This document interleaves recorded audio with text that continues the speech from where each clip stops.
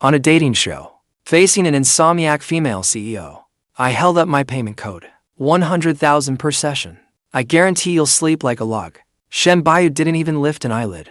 She immediately sent 200,000. Thank you, boss. Boss, have you ever heard a fairy tale? Bedtime stories. Don't do much for me. You'll know after you hear one. I raise a finger, telling her to be quiet. Shh. Don't talk. Now close your eyes. Shen Bayu obediently closed her eyes. Once upon a time, there was a very pitiful little girl. Her mother died young. Her useless father was a drunk. He made her sell nuclear bombs to buy him booze. After a whole day, the girl hadn't sold a single nuclear bomb. Afraid her father would beat her, she didn't dare go home. It was bitterly cold that winter. The little girl curled up by a wall on the street. Suddenly, she thought of her grandmother. My voice was lovely and drew everyone straight into that tragic scene. The live comments flooded in. The little match girl. That story is ancient history. How is it old? What happens next? How does she sell the nukes? Didn't you have a childhood? You've never heard that lousy old story? Once I made sure Shen Bayu's eyes were tightly shut. I quietly circled behind her. Her grandmother loved her more than anyone in the world. Sadly, she had already passed away. The little girl desperately wanted to see her grandmother, so she lit the nuclear bomb beside her. Then, the entire village got to see her grandmother. The comments froze for a moment. Shen Bayu's mouth twitched, too. She really must have lost her mind. She could have signed a few more contracts instead. But just as she was about to open her eyes, I gave a sly chuckle. With a deft move, I brought the edge of my hand down on her neck. And then, Shen Bayu passed out. Finally, I dusted off my hands and kindly tossed a blanket over her. Job done. See, she's asleep, isn't she? With that, I turned and went upstairs to bed, leaving behind a crowd of stunned viewers. And Shen Bayu, unconscious on the sofa. At midnight, the staff dragged the sleeping director out of bed. Before he could even process it, a wall of trending topics hit him like a ton of bricks. The #1 trend read, after a 6-foot brute knocked out a frail little girl with his bare hand. The director opened the video. The moment he saw me knock out the heiress, his eyes rolled shut, and he collapsed to the floor. But seconds later, he leaped back up and began packing. Director, what are you doing? What am I doing? That son of a bitch, Fang Xiu, has no idea who he's messing with. While President Shen is asleep, pack up and run. The director's hands never stopped. He crammed everything into the suitcases. If we get caught in the fallout, we're all dead. Hearing that, the staff broke out in a cold sweat. Damn, director, you caught on fast. 10 minutes later, the production crew, loaded down with bags, was about to make a run for it when Assistant Xiu suddenly popped out. Everyone, at this hour, where are you headed? The director forced a smile and nodded awkwardly. No, we were just looking at the moon. The staff all looked up in agreement. That's right. Looking at the moon. Looking at the moon at 3 in the morning? Fine, then carry on. I only came to remind you. Don't wake President Shen. The sofa is perfectly fine. What did you say? Assistant Xiu, are you sure she's asleep?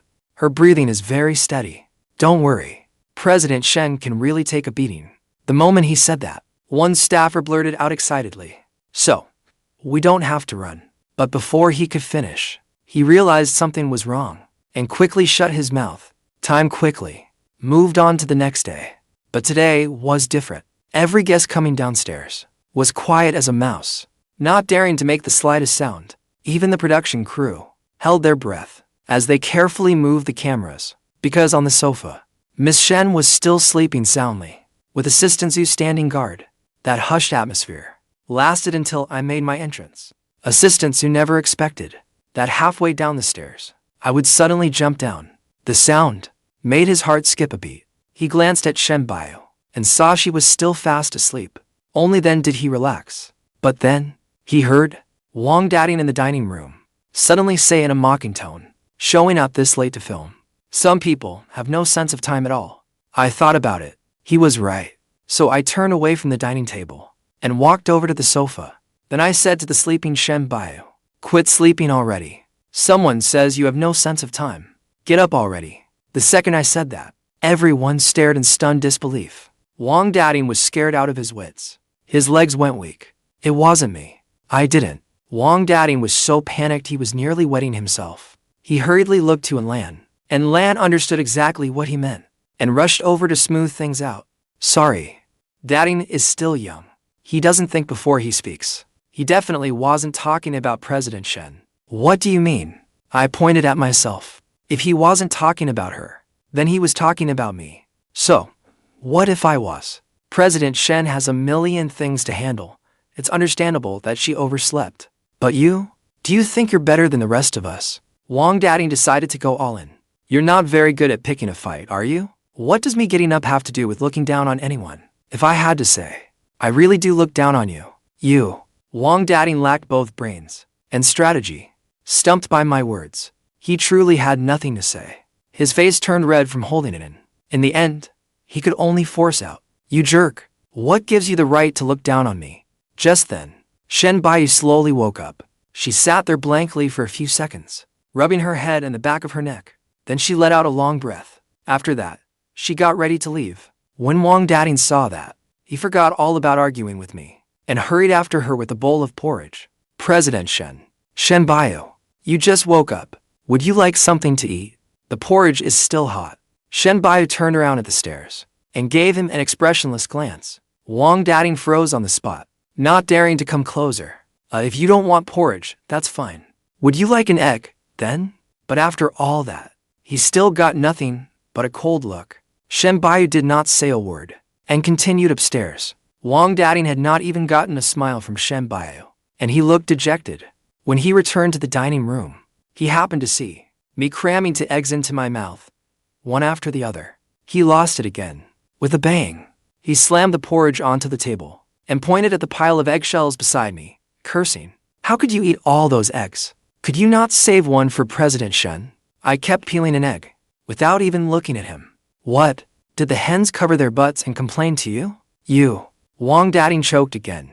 He stood there for ages, unable to think of a comeback. Thanks to his outburst, everyone at the table saw the mountain of eggshells beside me. Zhuyi sighed. Sigh. Eating that much in one morning, even hens would cover their butts and run from you. Stop sighing. Yizhu, do you know you have bad breath? I pinched my nose in disgust and leaned back. The other scooted back as well. Zhuyi instinctively covered her mouth. That is a lie. I do not have bad breath, and my name is Zhuyi, not Yizhu. Okay, Yizhu. Got it, Yizhu.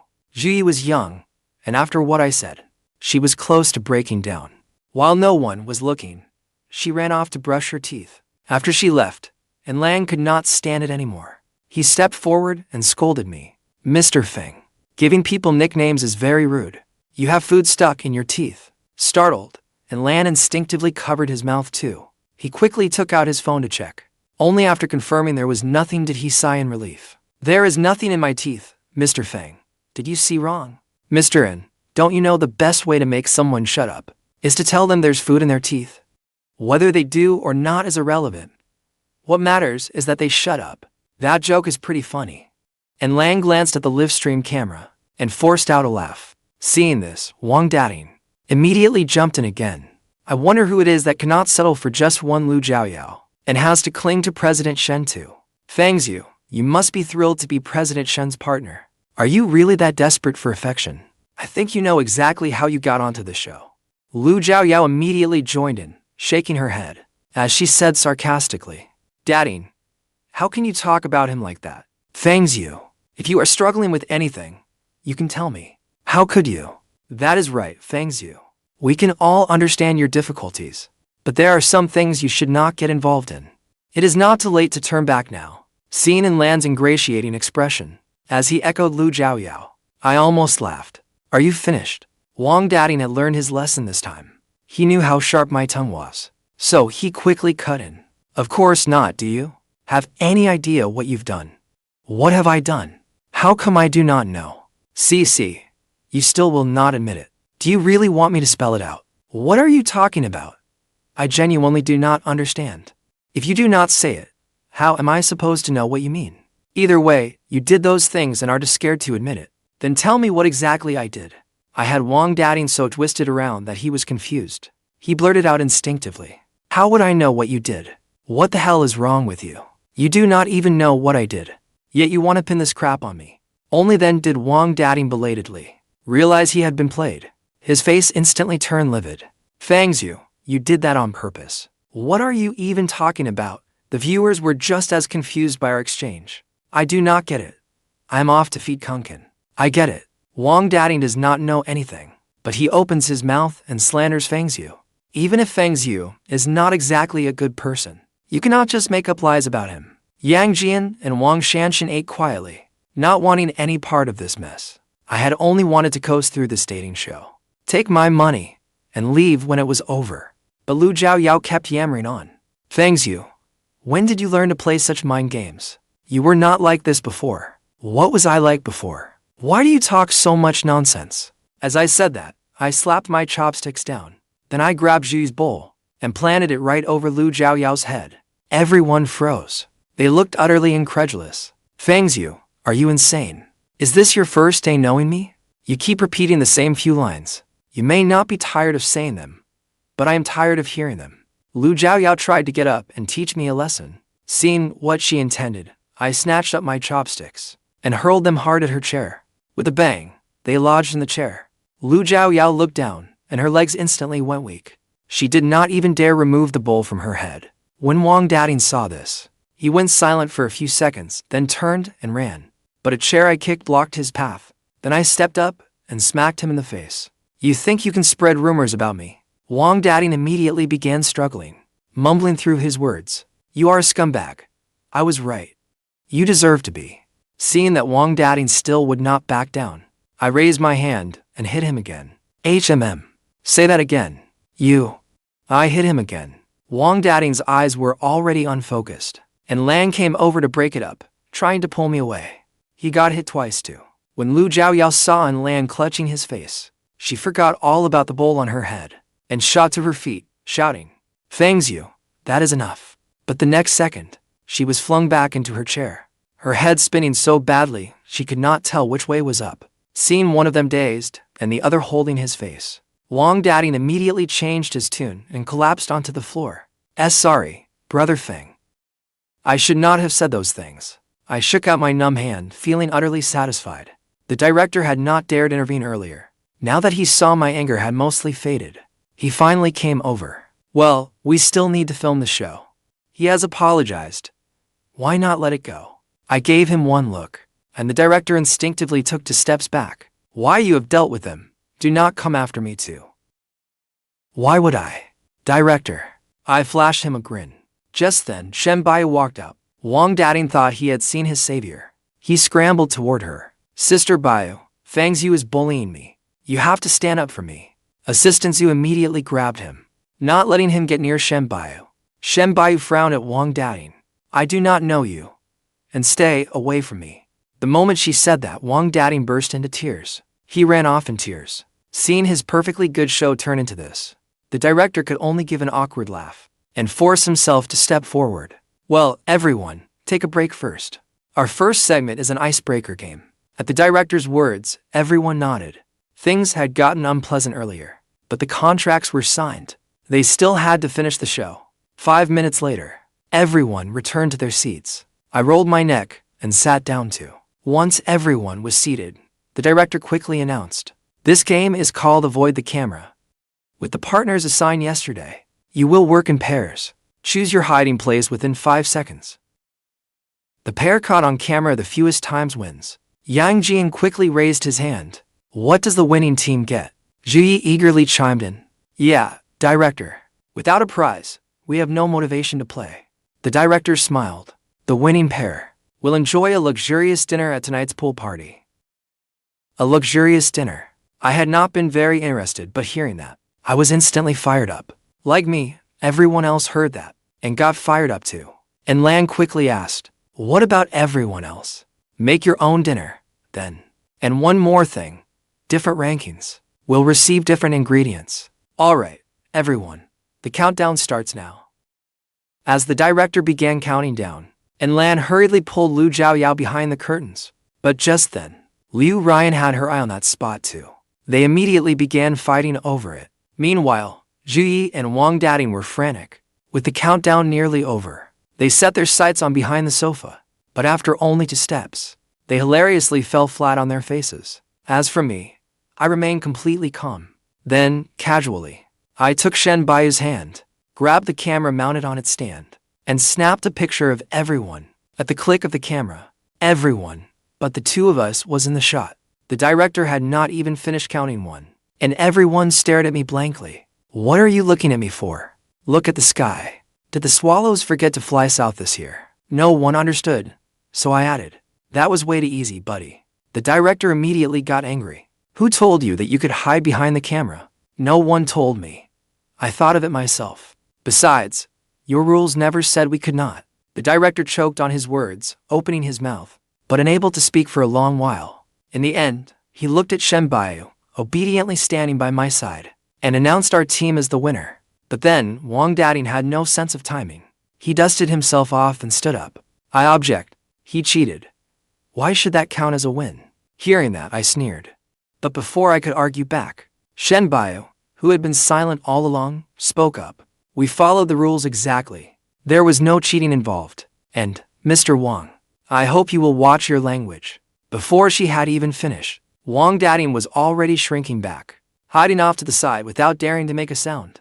He did not even dare look Shen Bayu in the eye. Watching from the side, I was amazed.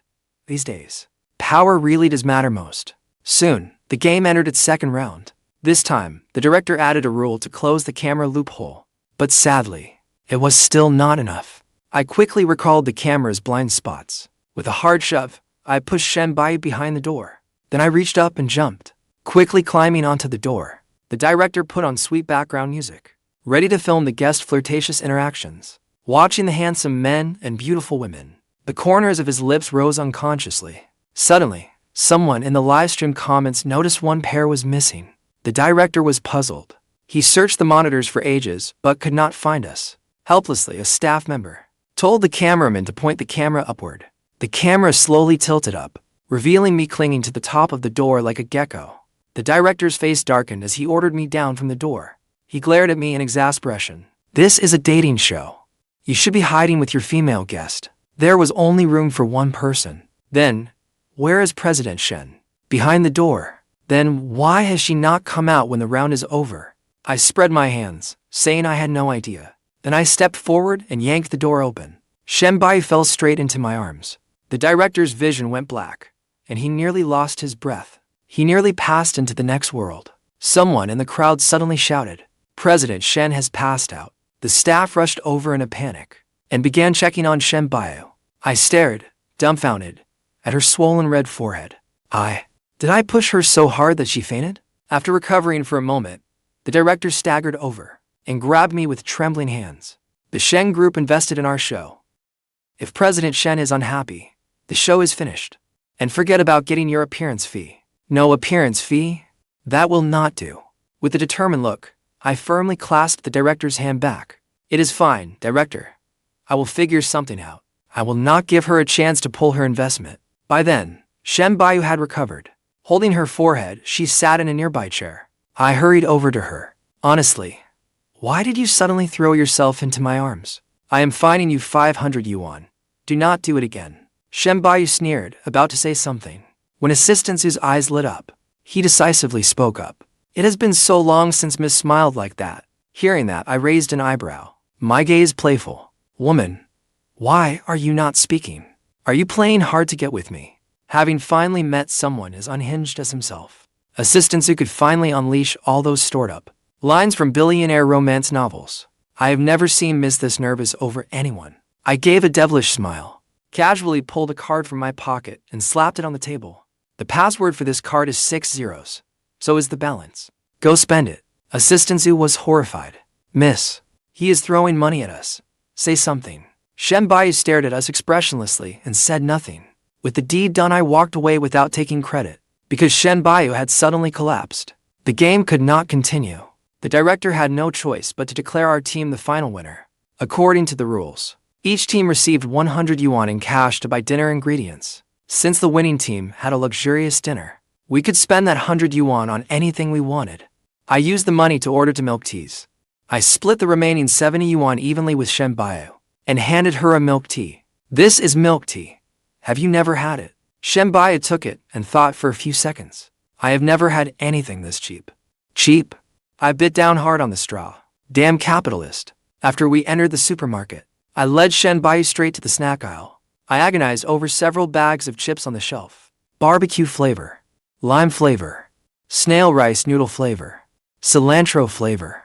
I wanted to try them all, but I only had 35 yuan in my pocket. As I was agonizing over it, Wang Dating popped up out of nowhere. What a coincidence. President Shen, you are here too.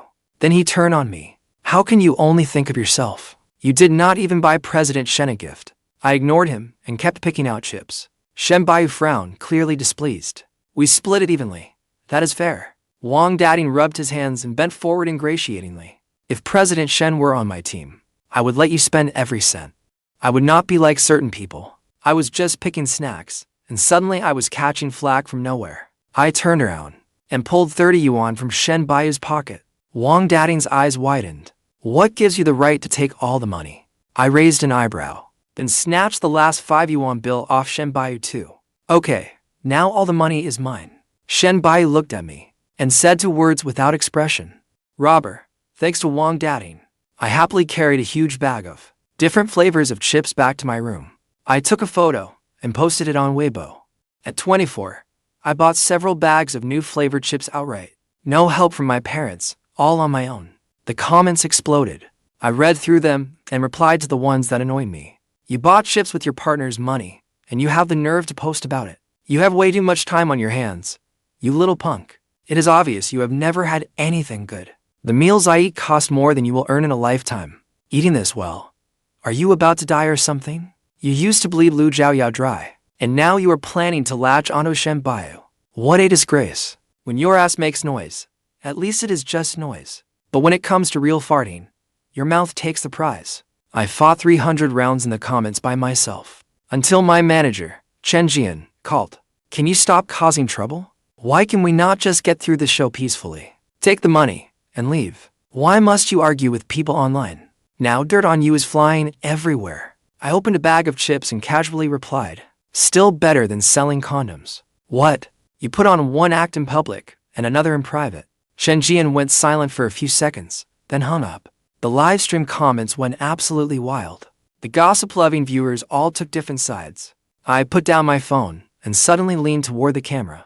My features were refined, and my skin was clear and fresh. Wisps of hair fell lightly over my brows. At first glance, I even looked a little scholarly. New viewers who had clicked in from the trending search were met with my suddenly magnified good looks, and were stunned by the sight. After a long pause, I slowly said, successfully bought a house. The new viewers flooded the screen. You bought a house so young. You are amazing, handsome. I turned and went downstairs, leaving my final words echoing through the room. Your meltdowns. As I went downstairs, I ran into Lu Zhaoyao at the corner. Standing in a camera-blind spot, she silently threatened me. You had better keep everything that happened before buried deep inside. Threatening me, I reached out and dragged her straight out of the blind spot. Come on, say that again. Lu Zhaoyao was startled by the sudden turn of events, but her smile returned a second later. What are you talking about, Mr. Feng? I do not understand. I gave a derisive laugh and let her go. She told you to keep what happened before buried inside. A cool female voice suddenly spoke up. Lu Zhaoyao stopped short, her smile freezing on her face. Why is she everywhere? Shen Bayu leaned quietly against the doorframe, her expression filled with mockery. You do it, but you cannot own up to it. Lu Zhaoyao instinctively turned to retort. You are lying. She looked at me pleadingly, hoping I would speak up for her. After all, this trick had always worked before. Lu Zhaoyao was confident that with one look from her, I would soften. Of course, I had no idea that in those few seconds, Lu Zhaoyao's mind had already gone through hundreds of twists and turns. I had only been here a few days since transmigrating, and I had already forgotten most of the plot. I carefully recalled what had happened in the original story. After a moment, it suddenly clicked. Oh, you mean how you said you loved me, then turned around and got together with Lan. I knew you still had feelings for me. 2 voices spoke at once. At my words, Lu Zhaoyao's face abruptly changed. I looked at Lu Zhaoyao, my expression beyond words. It is fine if there is nothing in your head, but do not let it get waterlogged, okay? You think I still have feelings for you. You must still be asleep.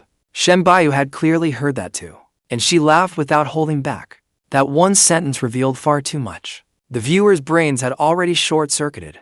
Plenty had already switched into gossip mode. The The game is about to start. Everyone, get downstairs. After getting a call from his manager, and Lan rushed upstairs without stopping to interrupt us. He strode quickly up to me. You cannot make claims without proof. Zhuoyao and I are still getting to know each other. Maybe he was afraid I would slap each of them across the face. After saying that, he grabbed Lu Zhaoyao and ran off. They moved so fast, you would think ghosts were chasing them. Shen Bayu watched the entire performance. Her lips curved slightly. Do you need me to deal with them? Without expression, I gave a dry laugh. Sooner or later, I will skewer the lot of them like candied fruit. Shen Bayu stumbled, nearly losing her footing. By the time Shen Bayu and I leisurely reached the ground floor, the other guests had all arrived. No one started a conversation, so no one had anything to say. There was a whole crowd downstairs, yet it was strangely quiet. Holding a pink megaphone, the director cleared his throat and broke the awkward silence. Let me briefly explain the pre-dinner warm-up game. The crew fastened a wristband onto every guest. The display would show their heart rates in real time. Within 5 minutes, whoever makes the other person's heart rate spike wins. There will be 4 rounds, and anyone who has played cannot play again. The first round was Zhuyi versus Yang Jian. Zhuyi unleashed one sweet line after another. Yang Jian's heart rate dropped instead of rising. Everyone burst out laughing. To comfort Zhuyi, the director let Zhuyi choose the next challenger. Zhuyi immediately targeted me, since I had laughed the loudest. My smile vanished. I was not laughing anymore. Now the director was smiling. Fang Xiu, who would you like to choose as your crush this round? My hand swept through the air, before finally pointing at one person. Lu Zhaoyao. Lu Zhaoyao gave a soft huff, then rose and sat in the chair. When the director announced the game had begun, I leaned forward slightly and quickly moved close to Lu Zhaoyao's face. Lu Zhaoyao gave me a sweet smile. Fang Xiu, you still like me, right? I slowly shook my head, then gave her an equally sincere smile. I will let it slide this time. But do not get so full of yourself again.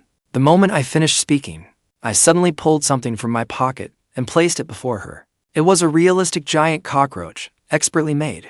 Its antennae were even moving. Lu Zhaoyao looked down and let out a scream. Her heart rate shot from 95 to 130.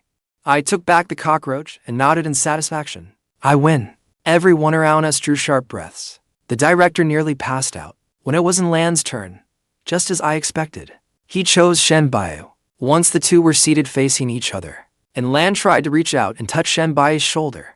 There are only 2 ways to make someone's heart race: flirt with words or make physical contact. But before his hand could touch her, a soft huff from Shen Bayu scared him stiff. After stammering for ages, he began trying to flirt with words, but under Shen Bayu's icy expression, and Lan stuttered so badly he could not even finish a sentence.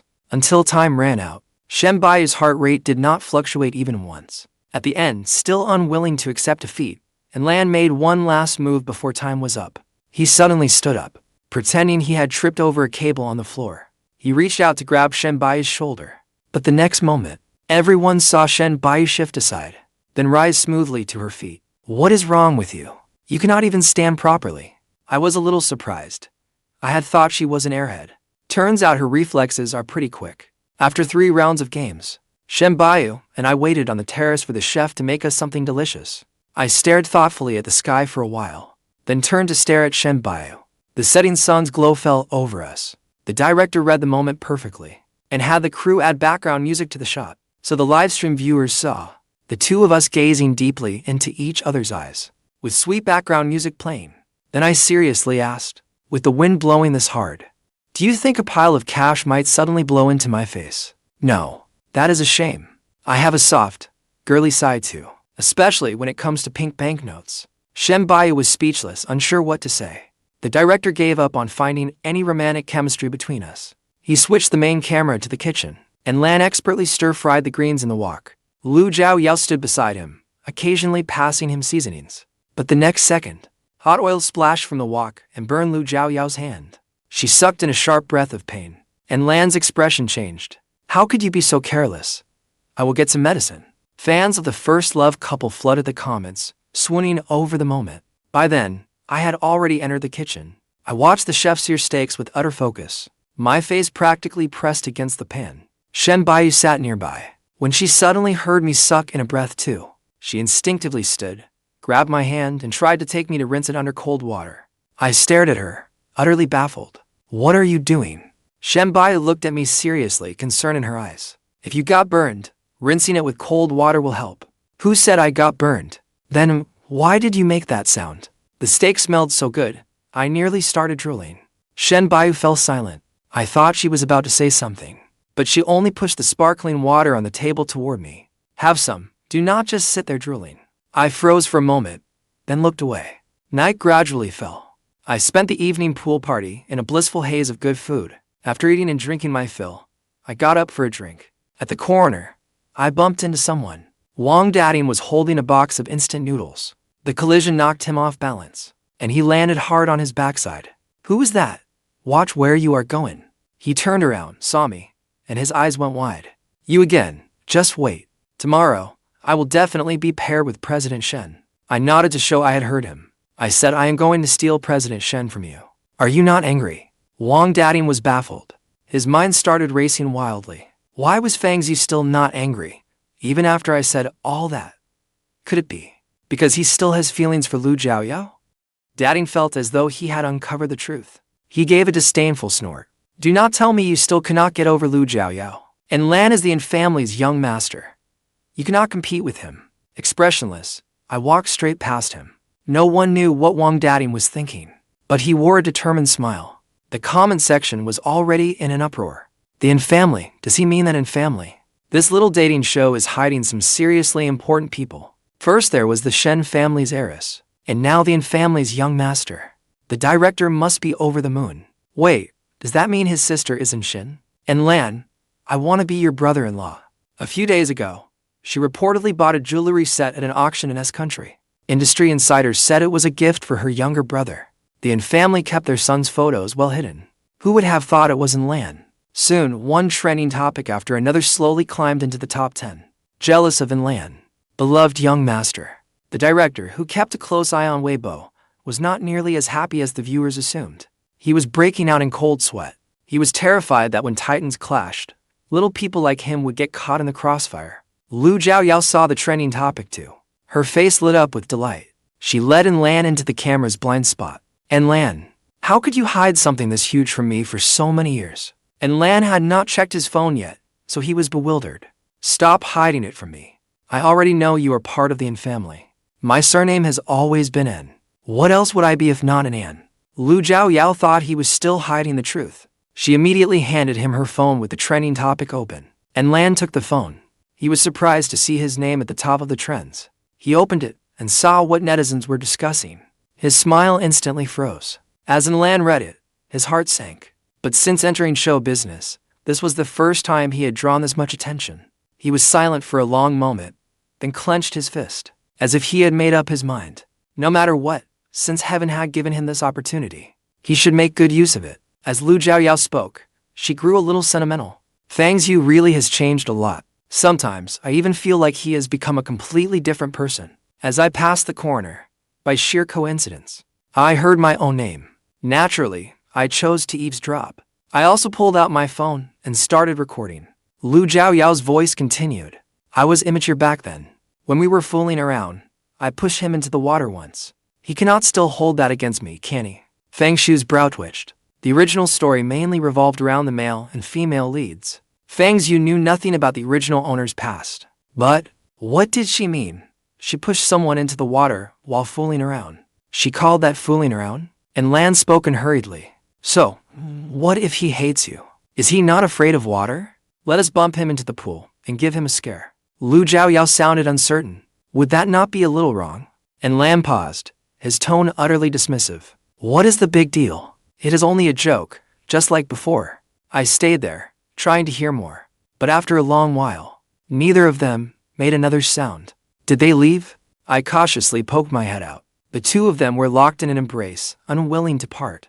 Damn it, my eyes. Remembering what they had just said, I smiled. Then I turned and left. Not long after, the director had brought the entire camera crew to the other side of the pool. The guests had changed into swimsuits and gathered one by one. Everyone had arrived except me. The director sat across from the pool. He raised a megaphone toward the upper floor and shouted, Fang Xiu, get down here now. Coming. I burst onto the scene and launched into a sliding tackle. Smiling brightly, and Lam was completely unprepared. He was sent flying by the tackle. He landed perfectly in the pool. Everyone was stunned. The staff nearby simply stared in disbelief. Feigning surprise, I lightly covered my mouth. Sorry, the poolside was too slippery. I did not mean to. And Lan flailed wildly in the water. Since he had fallen in without warning, he swallowed quite a bit of water. The moment he surfaced, he heard what I said. To preserve his gentle image, he forced a smile. Cough, cough. I do not blame you. And Lan struggled out of the pool. Lu Zhaoyao's face was full of concern. She rushed over to catch him. Are you okay? I am fine. I patted my chest as I spoke to Shen Bayu, who stood farthest from me. That really scared me to death. Good thing he is kind enough not to hold it against me. And Lan's smile stiffened. But Fang Xiu had already backed him into a corner. He could only swallow his anger. It is fine. Just be more careful next time. I nodded obediently. Zhui's mouth twitched. She just kept elbowing Wang Daddy beside her. It was Shen Bayu's first time seeing me be so agreeable. Her eyes held a hint of curiosity. Even the director smiled with relief. It is so nice to see the kid growing up. Lu Zhaoyao used a towel to dry Lan's hair. Her words carried a note of reproach. You knew the poolside was slippery. Why were you running so fast? I ignored her, then walked toward Shen Bayu. As I passed Lan and Lu Zhaoyao, I suddenly lost my footing. After flailing twice, I used a sweeping kick for leverage. I got my balance back. Bang! 2 screams rang out, followed by 2 splashes. And Lan and Lu Zhaoyao were both swept into the pool. Everyone else took a step back. They feared I might go crazy and sweep them all into the water with one wild kick. I let out a long breath and smiled confidently. I almost slipped, but I am steady now. What a relief. Shen Bai's lips curved, and she nearly burst out laughing. Zhui was terrified of getting caught in the crossfire. She frantically tried to remember whether she had offended this menace lately. While no one was looking, she quietly edged 2 more steps away. Further away from me, looking at the chaotic scene, the director covered his eyes in despair. And Lan could no longer maintain his gentle persona. After flailing in the water, he regained his balance. He pointed at me and cursed furiously. What the hell is wrong with you? How many times have you knocked me into the pool? Lu Zhaoyao had never expected this. She trembled violently in the water. I watched coldly as the 2 supported each other. They shakily climbed out. The staff hurriedly handed them towels. And Lan did not even tend to himself. He first wrapped Lu Zhaoyao completely in a towel. Seeing Lu Zhaoyao's pale face, his heart ached terribly. He gently patted her back, then rose indignantly. Fang Xiu, we did not provoke you, did we? Fine, target me if you want. Why drag Zhaoyao into it? I gave Lan a smug smile and feigned hurt. I was just fooling around with you. What? Were you not having fun? At the words fooling around, and Lan's expression changed.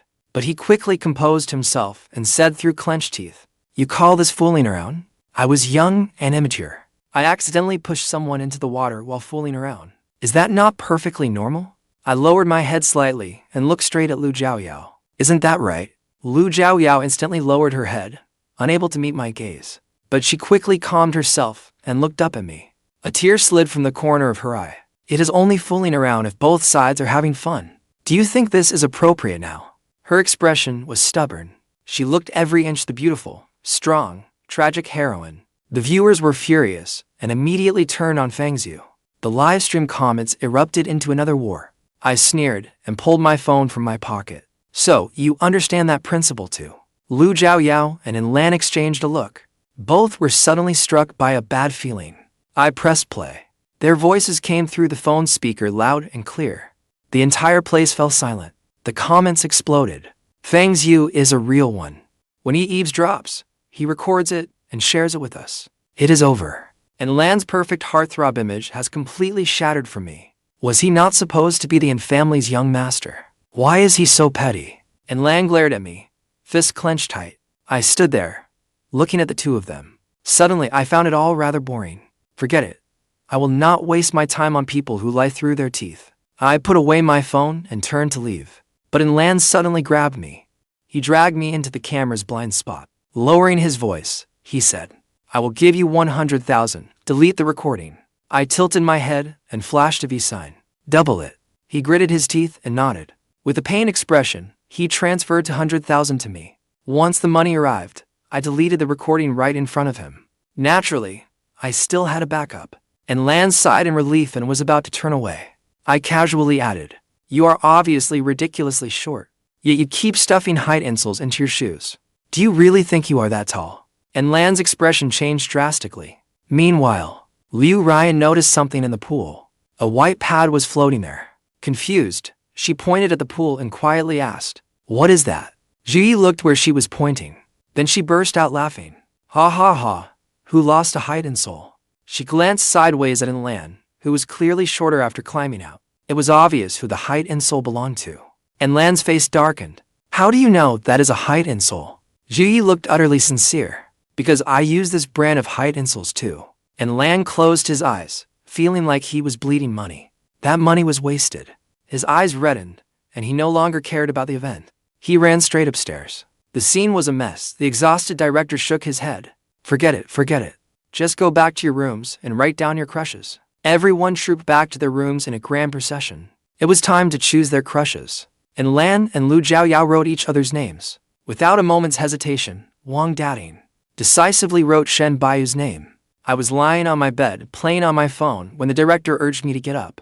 A crush? Not a chance. When I did not move, the director frantically signaled from behind the camera for me to pick anyone. I got the hint and drew a slip. That immediately decided who I would write down. Satisfied, the director gathered everyone together. He began announcing the rules. Mutual choices automatically formed a team. If their choices differed, the men's choices would take priority today. And Lan and Lu Zhaoyao flipped over their cards at the same time. Each card had the other's name on it. Wang Dating looked a little nervous. His card bore Shen Bayu's name. He cautiously stole a glance at Shen Bayu's expression. She showed no expression. Zhuyi flipped over her card. It had Yang Jian's name on it. She clasped her hands together and looked at Yang Jian. She silently pleaded with him. Yang Jian lowered his head with a smile and nodded. That left only me, Liu Ryan, and Shen Bayu yet to reveal our cards. I slapped my card heavily onto the table. I choose Liu Ryan. Both women changed expression. Shen Bayu was instantly unhappy. She stuffed her card straight into her pocket. Only then did I remember to check on my former partner. Hey, who did you choose? Shen Bayu gave a cold snort. It was not you, anyway. With that, all four pairs were formed. Liu Ryan and I were one pair. Wang Dating and Shen Bayu were another. Wang Dating was lost in the joy of teaming up with the person he had longed for. By the time he came to his senses, Shen Bayu had already gone upstairs. Liu Ryan looked miserable as she faced me. Sir, Before she could finish, I put an arm around her shoulders. For now, you are just a little lady. I will not make a move on you. But if I catch you roaming some other corner of the world, I will drag you right back. Liu Ryan was stunned by that overbearing CEO-style declaration. She could not speak for a long time. Ding! My phone buzzed. I took out my phone and glanced at it. It was a message from Shen Bayu. I put away my phone and headed upstairs. The director waved everyone off to get some rest. Most of the cameras were switched off. Only a few cameras in the hallway remained on. The production team was very considerate. They displayed each active camera one by one, so viewers could switch perspectives freely. Viewers idly switching between cameras saw me stride into Shen Bai's room. The door was left wide open. A camera across the hall happened to face Shen Bai's room. It captured the room clearly. Shen Bai lay half reclined on the bed in a nightgown. I waved my phone. Then I said something. Since the microphones had already been removed, the viewers could only make out a few muffled words. The livestream comments began flooding in again. I told you these had something going on. Are they having a secret relationship on a dating show? Interesting. A man and a woman alone in one room in the middle of the night. Then viewers watched me slowly approach Shen Bayu. My right hand touched the back of her neck. Before they could finish speculating, they saw me strike with the edge of my hand, knocking Shen Bayu unconscious. The director came running upstairs, panting hard. He happened to witness the scene. He drew in a sharp breath, leaving the unconscious Shen Bayu behind. I walked toward the director and casually shut the door. The director hesitated, then finally asked, "What were you doing just now? Did Shen Bayu not say she could not sleep because of insomnia? Luckily, I know an old family trick that can help her." The director pressed a hand to his forehead. This is the first time I have seen insomnia treated by knocking someone out. Clutching the railing, he tottered downstairs. The next morning, the director had clearly not slept well. He had enormous dark circles under his eyes, which gave Zhuyi, the first one downstairs, a huge fright. Zhuyi looked closer. Once she realized it was the director, she breathed a huge sigh of relief. "Director, What kind of cosplay are you doing this early? Are you cosplaying a panda? The director ignored her and slumped in his chair. Forcing himself to stay awake, he announced the task. His voice was utterly listless, as though he would fall asleep any second. Today, we are going to the amusement park. The harder the games you play, the more points you will earn. The pair with the most points will win a mystery grand prize. The director looked at me, rosy-cheeked and clearly well-rested. Then at Shen Bayu beside me, who had also slept well. His chest tightened. It was all because of last night. It had given him a night full of bizarre dreams, and he had not slept a wink. The director let out a long breath. I looked forward to everyone's. He suddenly stopped speaking. Everyone looked at him in confusion. The next second, soft snores began to sound. Everyone was completely bewildered. The staff looked alarmed. They frantically pinched the director's face, trying to wake him. Yet by the time the guests set off, the director still had not woken up. His snores only grew louder. With the director suddenly out of commission, everyone examined the score sheet the production team had handed out. Bumper cars, 3 points. Roller coasters, 3 points. The carousel, 1 point. I understood. So if I ride the roller coaster 10 times, does that mean I get 30 points? When Liu Ryan heard that, her eyes flew wide open as she whipped around to look at me. She waved her hands repeatedly, stammering, remembering all my previous antics. A staff member quickly stepped forward to clarify. Every attraction has a corresponding challenge. The winning pair earns extra points, and each attraction can only count for points once. I clicked my tongue, displeased. Liu Ryan beside me immediately broke into a smile. I glanced at my partner, who had suddenly begun grinning foolishly. I became deeply convinced something was wrong with her head. With Lu Zhaoyao on his arm, and Lan suggested to everyone, "Why do we all start with the bumper cars?" He looked at me provocatively. "What is it, do you dare?" I raised a brow and headed straight for the bumper cars. But the game was over before 2 minutes had passed, and Lan charged at me, but I turned sharply and shook him off. On the way, I knocked Zhuyi and Yang Jian out of bounds. At the same time, Shen Bayu forced and Lan into a corner. I suddenly reversed and rammed him. Both cars went out of bounds, and we successfully took first place. Before we separated, I gave Shen Bayu a thumbs up. I knew it. She had deliberately knocked and Lan's car into that position. Shen Bayu was about to say something, but I simply left with Liu Ryan. We went straight to the drop tower. Throughout the ride, Liu Ryan screamed like a banshee. She no longer cared about keeping up appearances. Her legs trembled as she slowly climbed out of the drop tower seat. The amusement park announcement suddenly rang out. The haunted house is open. Clear it to earn 10 points. I froze mid-step while eating my 4th ice cream. I grabbed Liu Ryan by the sleeve and rushed over. 5 minutes later, the 4 pairs of guests met at the haunted house entrance. The moment they entered, everyone shivered. No wonder it was worth the most points. The air conditioning blasted like electricity was free.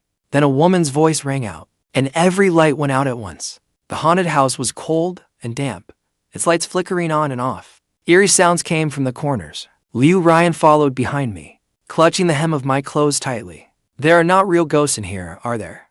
Even if there are, they are just people in costumes. That is still terrifying.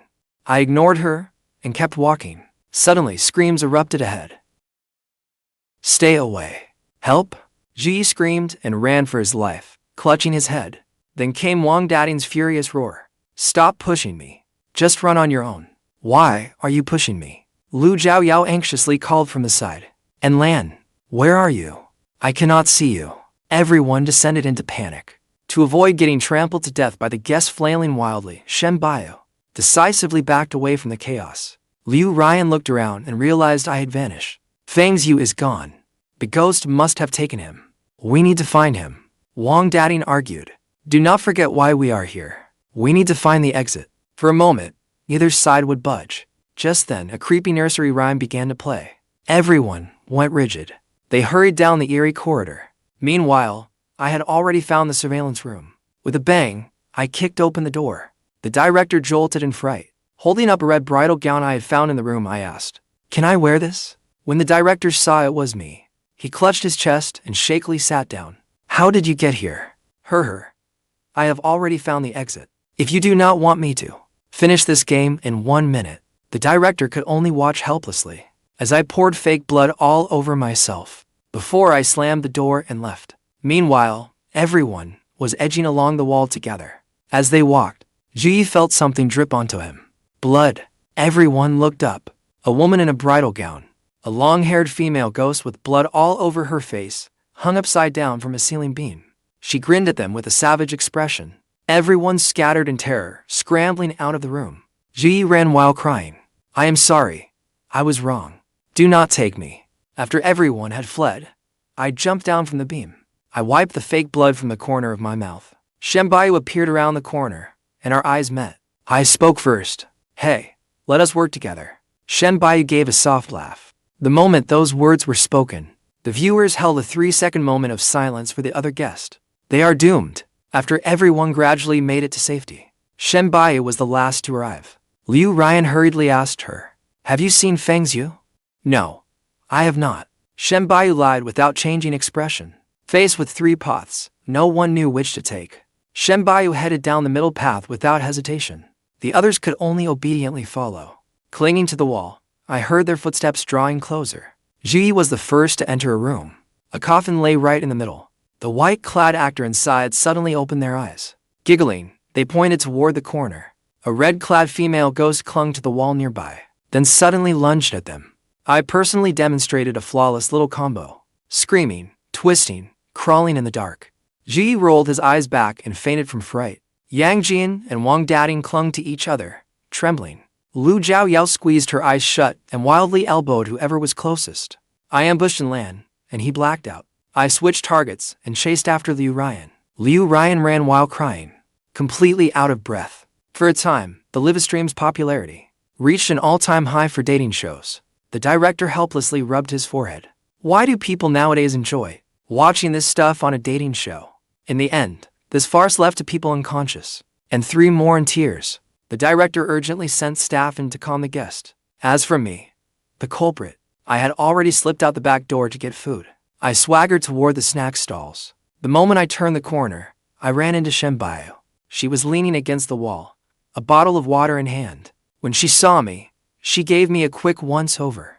Had enough fun? I licked my ice cream. When did you get out? Just before you. Then why did you not call me? You looked like you were having fun. I could not bring myself to interrupt. I clicked my tongue and said nothing. We headed toward the snack stalls side by side. The camera followed from a distance. I looked over the food stalls. Just as I was about to try everything, the crowd suddenly erupted. Run! The city inspectors are here. At that cry, the vendors hurriedly packed up their things and pedaled off on their tricycles. Startled, I abandoned Shen Bayu and ran straight after the tricycles. Wait for me. I have not gotten to eat yet. Seeing me chase after them, the vendors pedaled even faster. The camera caught it all. The viewers watched in shock as I sprinted down the street, chasing the tricycles. Shen Bayu stood where she was. She looked at my fleeing figure, then at the uniform she had pulled from a box. After a moment's thought, did they mistake me for a city inspector? After I chased the food carts for a kilometer, everyone finally realized it was just a misunderstanding. By the time the other guests caught up, I was already happily eating at a little roadside table, thinking about how his partner had left with me. Wang Dating felt a surge of irrational anger. When he saw me casually eating, his anger burned even hotter. He rolled his eyes. Are you so broke that you eat street food now? That stuff looks filthy. Who knows what additives are in it? I bit into a fishball without even looking at him. If you want some, serve yourself. Wang Dating felt slighted. He huffed and turned away. Then he happened to spot inside the car Shen Bayu, who seemed determined to stay as far from the stall as possible. Now this was a talking point. His lips instantly curved upward, and his mood brightened. President Shen would never touch this stuff. I took a satisfied sip of soup. What if she does touch it? If she actually eats that stuff? Wang Dating scoffed and made a vow on the spot. I will run 10 laps around this area and shout, I am a pig. I elegantly took a napkin and wiped my mouth. Then I slapped it onto the table with a bang. I accept that bet. I headed straight for Shen Bayu. I knocked on her car window, though she had no idea what I wanted. Shen Bayu still got out his ass. What is it? Let me treat you to Odin. Shen Bayu instinctively frowned at what I held. She daintily stepped back. Sorry, I do not eat meals that cost less than 3,000 yuan. Damn rich people. Just as I considered which angle would let me shove the food into her mouth, she slowly spoke. But if you made it. I froze. I thought she was about to say something earth-shattering. Then I definitely cannot eat it. Street food might only be a little unhygienic, but if I eat something you made, I might actually die. Then, as if she had talked herself into it, she took the Odin from my hand. Fine. Since you are sincerely treating me to food, I suppose I can reluctantly try some. Assistant Zhu stared in utter disbelief. After watching her eat a fishball, I turned and headed straight for Wang Dating nearby. When Wang Dating saw me coming toward him, his mind had already gone blank. He never expected Shen Bayu to actually eat it. By then, I was standing right before him, wearing a broad smile. Go on. I cannot wait to see your performance. Wang Dating was clearly trying to dodge the subject. I raised an eyebrow. What is wrong? You do not look so good. Right? I am not feeling great. I raised a hand to cut him off. Keep whatever troubles you have bottled up inside. Do not tell us. Run your laps and shout what you promised to shout. Life passes in a flash. Open your eyes, close them, and it is over. Wang Dating choked on his words and gritted his teeth. I will keep my word. I will not go back on it. His conviction moved me deeply. Most people would be threatening suicide and making a scene by now. You are truly impressive. Wang Dating paused, uncertain. Am I really that impressive? I nodded and patted his shoulder. Yes, now hurry up and fulfill your promise. The viewers were dumbfounded. Even the comments froze for a moment. That is so you. Wang Dating took a deep breath, gave me a grateful look, then took off running, full of determination. Then, everyone present heard Wang Dating's earth-shaking cry. I am a pig. Lu Zhaoyao stumbled, and Lan quickly caught her. Zhu's eyes went wide. She began to wonder whether the haunted house had scared Wang Dating insane. Shen Bayu's lips twitched. She instantly realized I was using Wang Dating in a bet. She lowered her head, telling herself that at least he had bought this himself. Liu Ryan recovered from her shock. She waved the bags in her hand at me. Sir, I gave that serving to Sister Bayu, so I bought more snacks. Shen Bayu heard every word clearly. More? What did she mean? He did not even buy it himself. Her face darkened. She shoved the Odin into Assistant Zhu's arms, sulking. Throw it out. Assistant Zhu immediately turned melodramatic. President Shen, I know you want to say, you are playing with fire. And next you will say, come here. You started this fire, so put it out yourself. Shen Bayu gave him an innocent smile. Say one more word, and take your money and get lost. Assistant Zhu covered his mouth and fell silent at once. I took the snacks Liu Ryan handed me. Then I noticed a man in the distance clutching his bag. He was acting suspiciously. I could not tell what he was doing. He pulled a phone from his bag and aimed it beneath a girl's skirt. I narrowed my eyes and quickened my pace. Just as he pressed the shutter, I kicked him. The man went flying, crashing into the roadside bushes. I picked up his phone. The screen was still on the camera app. I nudged the man climbing out of the bushes with my foot. Care to explain? His face went pale when he saw me holding his phone. He turned to run. I grabbed his collar and yanked him back.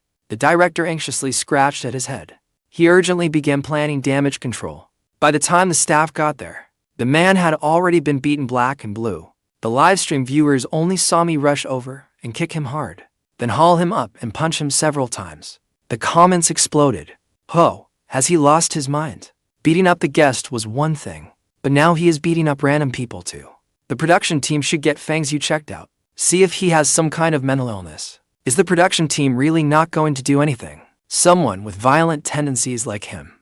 And they still dared to invite him onto a reality show. And Lan, standing behind the crowd, narrowed his eyes. Thinking I had gone crazy, he decided to add fuel to the fire. Before anyone could react, he rushed to my side. Fang Xiu, it is one thing to treat us like this normally. But how can you just hit people? With that, he crouched down. He looked at the man, concern written all over his face. Sir, are you all right? If you need compensation, you can contact the production team. The man covering his face heard the words production team. His eyes darted, and he instantly began shouting. A celebrity attacked me. And Lam patted the man's shoulder. Then he looked up at me, reproach in his eyes. Hurry up and apologize. Do you expect the entire production team to pay for your mistake? I tossed the phone to the girl beside me. Then I gave Lan a cold laugh. I have wanted to ask you this since earlier. How do you manage not to ask a single question, yet pin all the blame on me? After that, I ignored Lan. Instead, I looked down at the man on the ground. What? You did something wrong and thought you could run. Suddenly, a clear female voice rang out beside us. You were filming up my skirt. The man's expression froze as he turned toward the voice. The girl in the short skirt was holding his phone. She pointed at him, terror on her face. Seeing the man's twisted expression, I kicked his leg. Are you still going to keep pretending? I turned to Enlan. You still want me to apologize? After that, Enlan's expression changed instantly. His lips moved, but in the end, he could not say a word. Lu Zhaoyao followed behind him and glanced back at me. Her gaze was complicated. With the victim's identification, the onlookers completely took my side. Before long, the police arrived. Then, half an hour later, everyone from the production team went to give statements. It was everyone's first time in a place like this, and they felt uneasy. Only I felt a damn sense of familiarity with this place. Once everything had been sorted out, everyone was more or less free to leave. Just then, an older police officer saw me and visibly froze. He came over, smiling at me. Fang, I have known you since you were little. I have not seen you in years. Not long ago, I was saying how much more mature you had become. I never expected to see you again today. Oh, and I need to let your sister know about this. My mind went blank. Wait, what sister? The policewoman beside me spoke with some emotion. It has been so long. You have grown up so much. I remember how you always stood up for others when you were in school. You came here every few days. Every time, your sister had to come clean up your mess. I was a repeat offender. After the policewoman went back to work, I frantically searched my memories for the sister of mine. Who exactly was she? After all, a cannon fodder character like me barely got a mention in the original story. The livestream viewers, however, were eager to see what my sister looked like. The production team filed a request. Once permission was granted, they continued filming outside. As I wondered how to face this sister I had never met, I heard the staff at the door break into excited gasps. She is so cool. Her presence is unreal. Curious, I went over to. What are you watching? Liu Ryan openly held up her phone screen. We are watching paparazzi footage. A gossip account's voice came from the phone. The eldest daughter of the in-group was at a gala when she received a call and hurriedly left. The footage focused on the entrance to the gala. A woman in a sharp suit did not break stride as she quickly got into a car and left. Comments raced across the screen. Queen, you are killing me. Is this the legendary heiress of Beijing's elite circle? I glanced at it without much interest. A wealthy person at that level would have nothing to do with a poor nobody like me. Before long, a staff member called out to me. Fang Xiu, your sister is here. I immediately changed my expression and walked over with a beaming smile. A striking, elegant woman appeared before me. I hurried over, then hesitantly murmured, Sis. The woman nodded. After greeting the director, she took me away. The comments paused for a moment. What an elegant sister. But she feels nothing like Fang Xiu. Can siblings really be this different? Feeling awkward, I followed the woman into the car. After gathering my courage, I leaned toward the driver's seat. Sis, I still have to go back and film the show. A cold voice suddenly rang out. At least you still remember you have a sister. I jumped in fright. The woman in front of me had not even moved her lips. Where had that voice come from? Have you been running wild outside so long that you will not even come home? Fang Xiu, you have some nerve. I searched everywhere for the source of the voice. Then I caught sight of the car's built-in screen. It showed that a call was in progress. I was dumbfounded. Wait, had I mistaken someone else for my sister? Hearing my silence, the person on the other end gave a cold snort. Terminate that reality show contract immediately. Then the call was cut off. The woman in the driver's seat and I looked at each other. She spoke first. I am your sister's newly appointed assistant. Let me take you home first. I am in the middle of filming. Can you let me go back? The assistant looked troubled, but the boss said, how could our family possibly afford the penalty for breaking the contract? The assistant's expression cracked slightly. While she was stunned, I opened the door and got out. All right, I am off to make money. How much is the appearance fee? $1 million, and that is after taxes. I said it excitedly, then turned and left. The assistant wondered if she had heard wrong. That amount probably could not even buy one bottle of the boss's wine. When the director saw me return, he hurried over to speak with me. Are you going to terminate the contract? Seeing how nervous the director was, I suddenly got an idea. I put on a troubled look and said, Director, you know my sister wants me to terminate the contract. The director panicked. He began doing the math in his head. Though Fang Xiu was not a major celebrity, all the show's current buzz came from him. If he left, it would be like losing a cash cow. His expression turned serious. What do you want? I quietly studied his expression. More money. No raise, no deal. At that, the director breathed a sigh of relief. How much more do you want? Not much. Double will do. When the director hesitated, I turned and walked away. The director hurriedly called after me. I will raise it. I will have the contract drawn up right away. Only then was I satisfied. I gave myself a mental pat on the back. I really am a whiz at making money to support the family. Once I signed the raised contract, I happily returned to my room.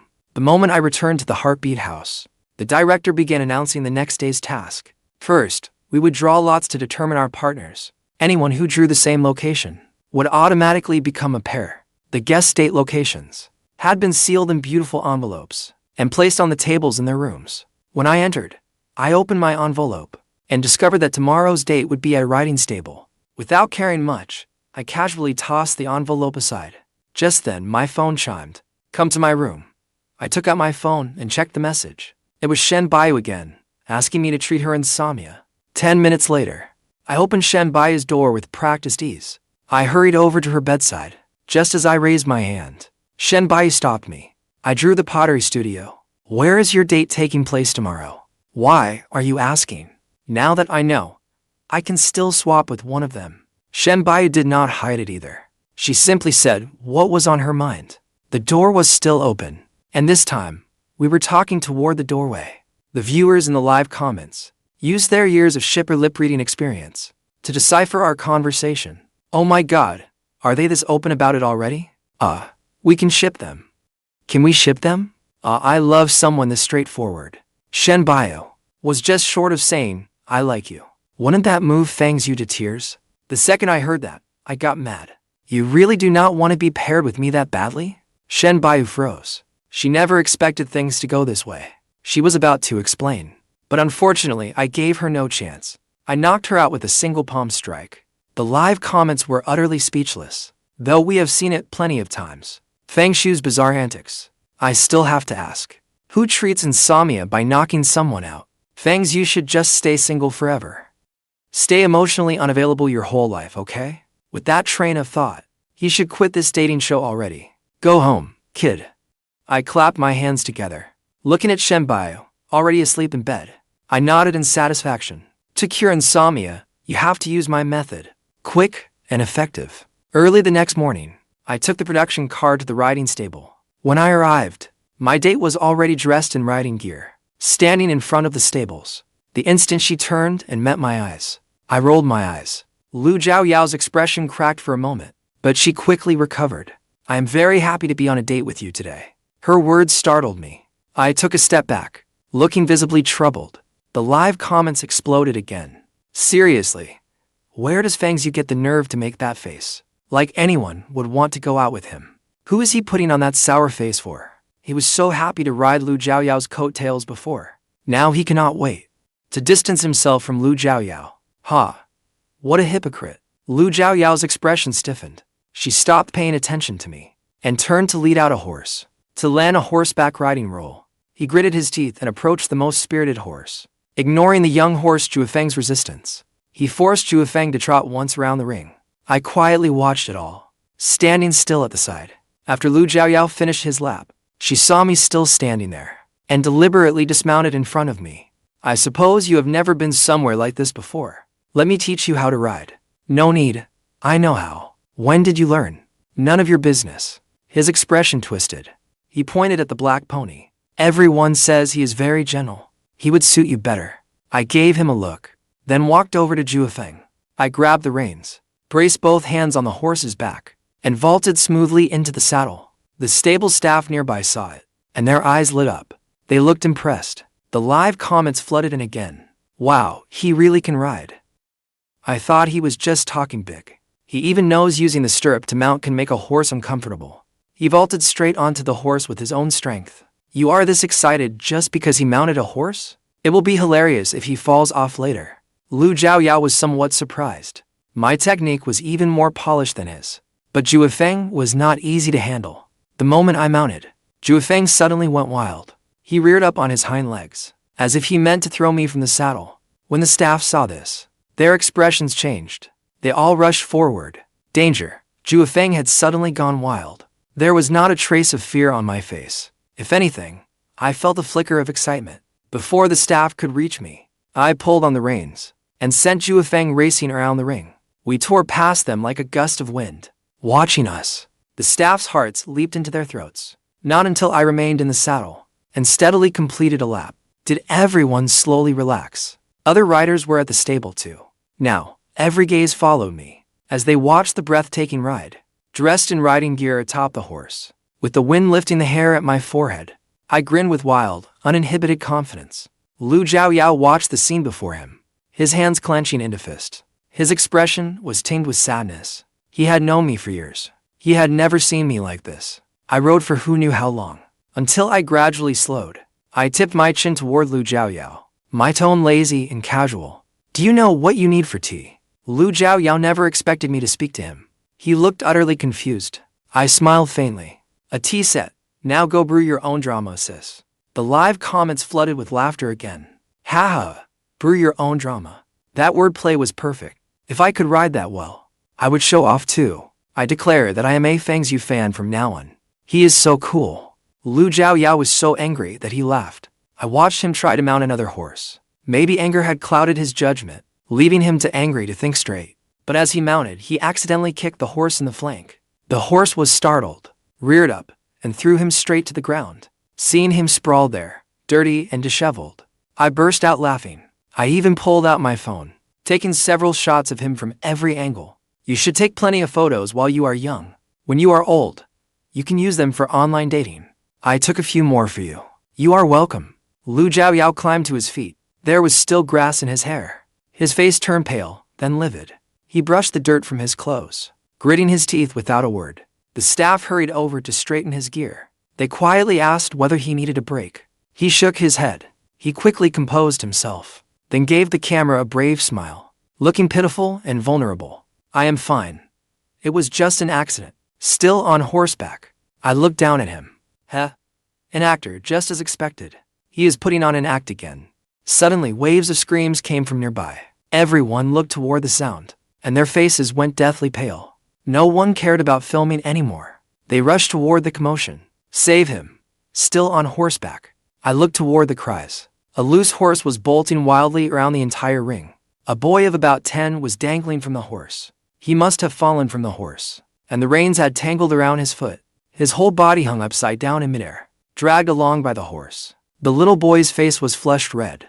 Between sobs, he kept calling for his mother. My child. A woman tried to rush over like a madwoman, screaming nonstop. The staff beside her held her back tightly, urgently trying to reason with her. Do not get too close when a horse is panicking. It could kick you to death. The scene was utterly terrifying. Everyone dropped what they were doing, wanting to help save the boy. The tide in the live comments turned instantly. The livestream's popularity skyrocketed. Oh my god. This is way too dangerous. This has to count as a serious accident. Oh god. The child is still hanging there. If the reins come loose, he will fall. And if a hoof hits his head, it is over for him. I cannot watch. I narrowed my eyes, turned my horse round, and squeezed my legs against his sides. Riding Zhuifeng, I quickly closed in on the panicked horse. Hearing the commotion, Lu Zhaoyao turned to look my way. When he saw this, his face changed. Brother Feng, what are you doing? I ignored him and rode straight ahead. Zhuifeng was fast. The wind howled past my ears. I watched the panicked horse's path ahead, calculating the distance and angle. Nearby, other staff were trying to restrain the horse as well. They had hold of it, but it kept thrashing wildly in place. No one could get close, but time was running out. One staff member briefly met my eyes, then gritted his teeth and shouted, "The boy is in your hands." I nodded and began to slow down. The moment the reins slipped loose, the horse went wild again. It kicked out, aiming straight for the child. Many people covered their eyes. I leaned low over Zhuifeng's back. In one swift move, I grabbed the panicked horse's reins with one hand, then used the pull to scoop the boy up with the other. Before the hoof could strike, I successfully pulled the child into my arms. Then I straightened up, holding the boy, and rode Zhuifeng towards safety. Everyone there breathed a sigh of relief. Then wave after wave of applause erupted. When the boy's mother saw he was safe, her legs gave out and she collapsed to the ground, weeping uncontrollably. The livestream's viewership kept climbing. Damn, Fang Xiu is incredible. That was unreal. This is going to be one of the show's most iconic moments. I take back what I said about him having a death wish. Without him, I do not know how this could have ended. I stopped beside a stable in the distance. Still holding the trembling boy, I dismounted and handed him to the doctor nearby. The boy's mother sobbed, tears and snot streaming down her face. She ran toward me, trembling. She looked ready to kneel before me, but I quickly steadied her. I patted her shoulder. Go check on your son. Lu Zhaoyao reached me then as well. He frowned, slightly out of breath. His expression tinged with anger. He pointed to the bloody welts the rains had left on my hand. You have some nerve. Do you have any idea how dangerous that was? You are bleeding.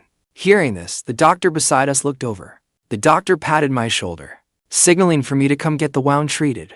I ignored Lu Zhaoyao and silently followed the doctor away. The live comments began discussing the other pairs, but none of the other pairs have faced anything as heart-stopping as we had. Why are Liu Ryan and Wang Dating making such awkward small talk? I am dying of laughter. Awkward small talk would be an improvement. Yang Jian does not talk at all. Zhu Yi has been carrying the whole conversation. After Shen Bayu told him Lan off, he did not dare go near Shen Bayu again. Ha. The two of them are doing their own tasks. President Shen even made a pair of cups all by herself. Meanwhile, and Lan is loafing around and doing nothing. As the live comments discussed each pair, by the end of the day, Lu Zhaoyao and I had the highest ratings. We landed several trending topics in a row. We were also the first to return to the Heartbeat House. After we entered the house, Lu Zhaoyao followed close behind. Lu Zhaoyao suddenly called out to me, Fang Xiu, I want to tell you something. I did not even acknowledge him, and headed for the stairs. I like you. Let us start over. I stumbled, nearly falling over. He stammered, we have known each other for years. You really do seem different now. I was wrong before, but I have figured things out now. I turned, about to tell him he had lost his mind, when I unexpectedly met Shen Bayu's eyes at the door. Our eyes met. Behind her stood a pale-faced Lan. When the live comments saw this, they instantly went wild. Oh, the romantic showdown is here. Lu Zhaoyao had no idea. The two of them were standing behind him. He just kept talking. Fang Xiu, I mean it. Maybe I misunderstood you before, but I have made up my mind now. And you joined this dating show for me, did you not? I am willing to give you a chance now. With every word he said, and Lan's face grew a shade paler. Watching Lan's expression, I felt absolutely delighted. I raised an eyebrow at Lu Zhaoyao and gave a lilting whistle. Look behind you. Confused, Lu Zhaoyao turned around. He froze on the spot, and Lan was standing behind him, his eyes red-rimmed, staring blankly at him. Zhaoyao, what about me? Do I even matter to you? Lu Zhaoyao began to panic. After all, he still needed a career in entertainment. He hurried forward to grab Lan's hand, but Lan pulled away. Panicking, she steeled herself. She squeezed her eyes shut, then raised a hand and pointed at me. It was all. He seduced me. I had been ready to enjoy the drama, but my smile vanished the second I heard that. What do you mean, dragging me into this again? Hearing that, Lan turned to look at me. You know Zhaoyao and I truly love each other. Why would you do this? The mood in the live comments shifted at once. HMPH, I knew Lu Zhaoyao would not say something like that for no reason. Fang Xiu must have done something to him behind the scenes. He has been clinging to Lu Zhaoyao for attention all along. Now he is trying to come between someone else's relationship. Disgusting. Can someone like Fang Xiu just get out of the entertainment industry already? Soon, Fang Xiu, get out of entertainment, became a top trending topic. Speechless, I pressed a hand to my forehead. Even Tofu has more brains than you do. And Lan was so dazed. He did not hear what I said at all. Lu Zhaoyao was startled. She hurriedly declared, I was only bewitched by him for a moment. I swear I will never do it again. If I am lying, then the moment I walk out, may I be. And Lan quickly covered his mouth. Zhaoyao, do not say things like that. I believe you. I laughed when I heard that. Then I applauded. You really know how to stitch people up. You must have been a sewing machine in a past life. And Lan instantly flew into a rage. I did not. And how many times have you bullied me? Do you not know that yourself? Want to see what bullying really looks like? I gave a cold laugh, then rushed forward, and sent them both flying with 2 hard blows. Shen Bayu laughed from the side. She walked over to me, rolled up my sleeve, and saw my hand wrapped in gauze. I heard, you were hurt today. Is your hand alright? Does it still hurt? Of course not. Just a minor injury. Nothing worth mentioning. Meanwhile, the other 2 pairs returned as well. The moment they entered, they heard 2 enormous crashes. Everyone silently took a step back and closed the door. We must have opened the door the wrong way. The door was pushed open again. Liu Ryan cautiously poked half her head in. At the side in the living room, she sharply inhaled. Lu Zhaoyao stood to the side, clutching her face, and Lang clutched his side and crumpled to the floor. Meanwhile, I was rolling my wrist. Liu Ryan swallowed hard. Sir, what are you? Just stretching my muscles. Liu Ryan fell silent. Wang Dating peeked in from behind her. He immediately ducked back out, running off faster than a rabbit. The gossip account sprang into action. They clipped the scene and posted it online. Trending, Fang Xiu sends someone flying 30 feet barehanded. Trending, superhuman Fang Xiu. Trending, this is what true mutual devotion looks like. Trending, Lu Zhaoyao and Lam both go flying. The trending topics exploded. The director's heart practically stopped when he saw it. He came sprinting from the monitoring room next door, forcibly ending the fight. He also banned me from using any method to send people flying. I spread my hands and looked everywhere but at him, refusing to answer. Out of options. He used a megaphone to call everyone over, ready to move straight on to the next segment. The next segment was a 5-minute face-to-face talk with the person you dated that day. Fang Xiu, quit slacking off. Get in there. I nodded casually, then walked into the interview room. There was only one table and 2 chairs inside. Lu Zhaoyao was already seated across from me. She seemed hesitant to speak. If you could go back to the day we first met, what would you want to do most? Leaning back in my chair, I clicked my tongue. You do not look human. What? The longer I look, the less human you seem. I slammed my hand on the table, my face solemn. I have got it. How about this? I will treat you to a packet of rat poison. If you pass out, you are a rat. The live comments erupted in laughter again. That is Fang Xiu for you. I thought he was going to say Lu Zhaoyao looked computer generated. That scared me. Haha. Look at Lu Zhaoyao. She looks like she is about to pass out from rage. Lu Zhaoyao's eyes reddened. She gritted her teeth, secretly resolved to repair her damaged reputation. Tears brimmed in her eyes as she spoke softly. Actually, I miss when we first met. You were not as aggressive as you are now. We were truly happy back then, but now, everything has changed. You are unhappy now. Yes, I miss what we used to have. Thank you for sharing that wonderful news. Seeing you unhappy makes me enjoy life even more. Lu Zhaoyao was too furious to speak. Her body swayed unsteadily. Some viewers in the live comments were dying of laughter at my sharp tongue and started commenting. Fang Xiu is totally Lu Zhaoyao's nemesis. Haha. Honestly, the Lu Zhaoyao now is nothing like the person I first knew. Do you not think she is completely fake? 1 minute she is all lovey-dovey with Lan. The next she comes to Fang Xiu pretending to be deeply devoted. Lu Zhaoyao's fans immediately exploded. Are you a fan of that bitch Fang Xiu? Do you not know he is the one desperately chasing her? Our Zhaoyao has class. She does not want to stoop to his level. But we will not let Fang Xiu keep using her for attention. Some people were happy to ride her fame a few years ago, yet still managed to worm their way onto a dating show. Now that he has latched onto someone else, he cannot wait to turn around and tear her down. The live comments were full of hostility, but I had no idea what was going on. When the 5-minute countdown ended, I got up and left. If you dare provoke me, deal with the consequences. After lingering outside for half an hour, the final game of the day finally began. The director was determined to break up the current pairs, so he had us form random teams. Hearing that, I walked straight to Shen Bayu. I am here. I said I would team up with you, and I keep my promises. Shen Bayu looked a little nervous. She turned away haughtily. I thought you would not be able to walk away once you saw them. Once we took our places, the director dragged out a box of pillows. Tie each pair's wrists together, put on blindfolds, and use pillows to attack the other teams. After 4 rounds, the team with the most hits wins. At the director's whistle, Shen Bayu's wrist and mine were tied together. Our eyes were blindfolded. I tugged at the hem of Shen Bayu's shirt. You had better stay close to me. Before Shen Bayu could reply, I listened closely and heard footsteps nearby. I immediately charged off like a runaway horse. Shen Bayu was caught completely off guard. I dragged her along as she half ran, half stumbled. Then I slid forward, and the pillows struck Wang Dating on the ground with perfect accuracy. Wang Dating instantly blew up. What the hell? No way.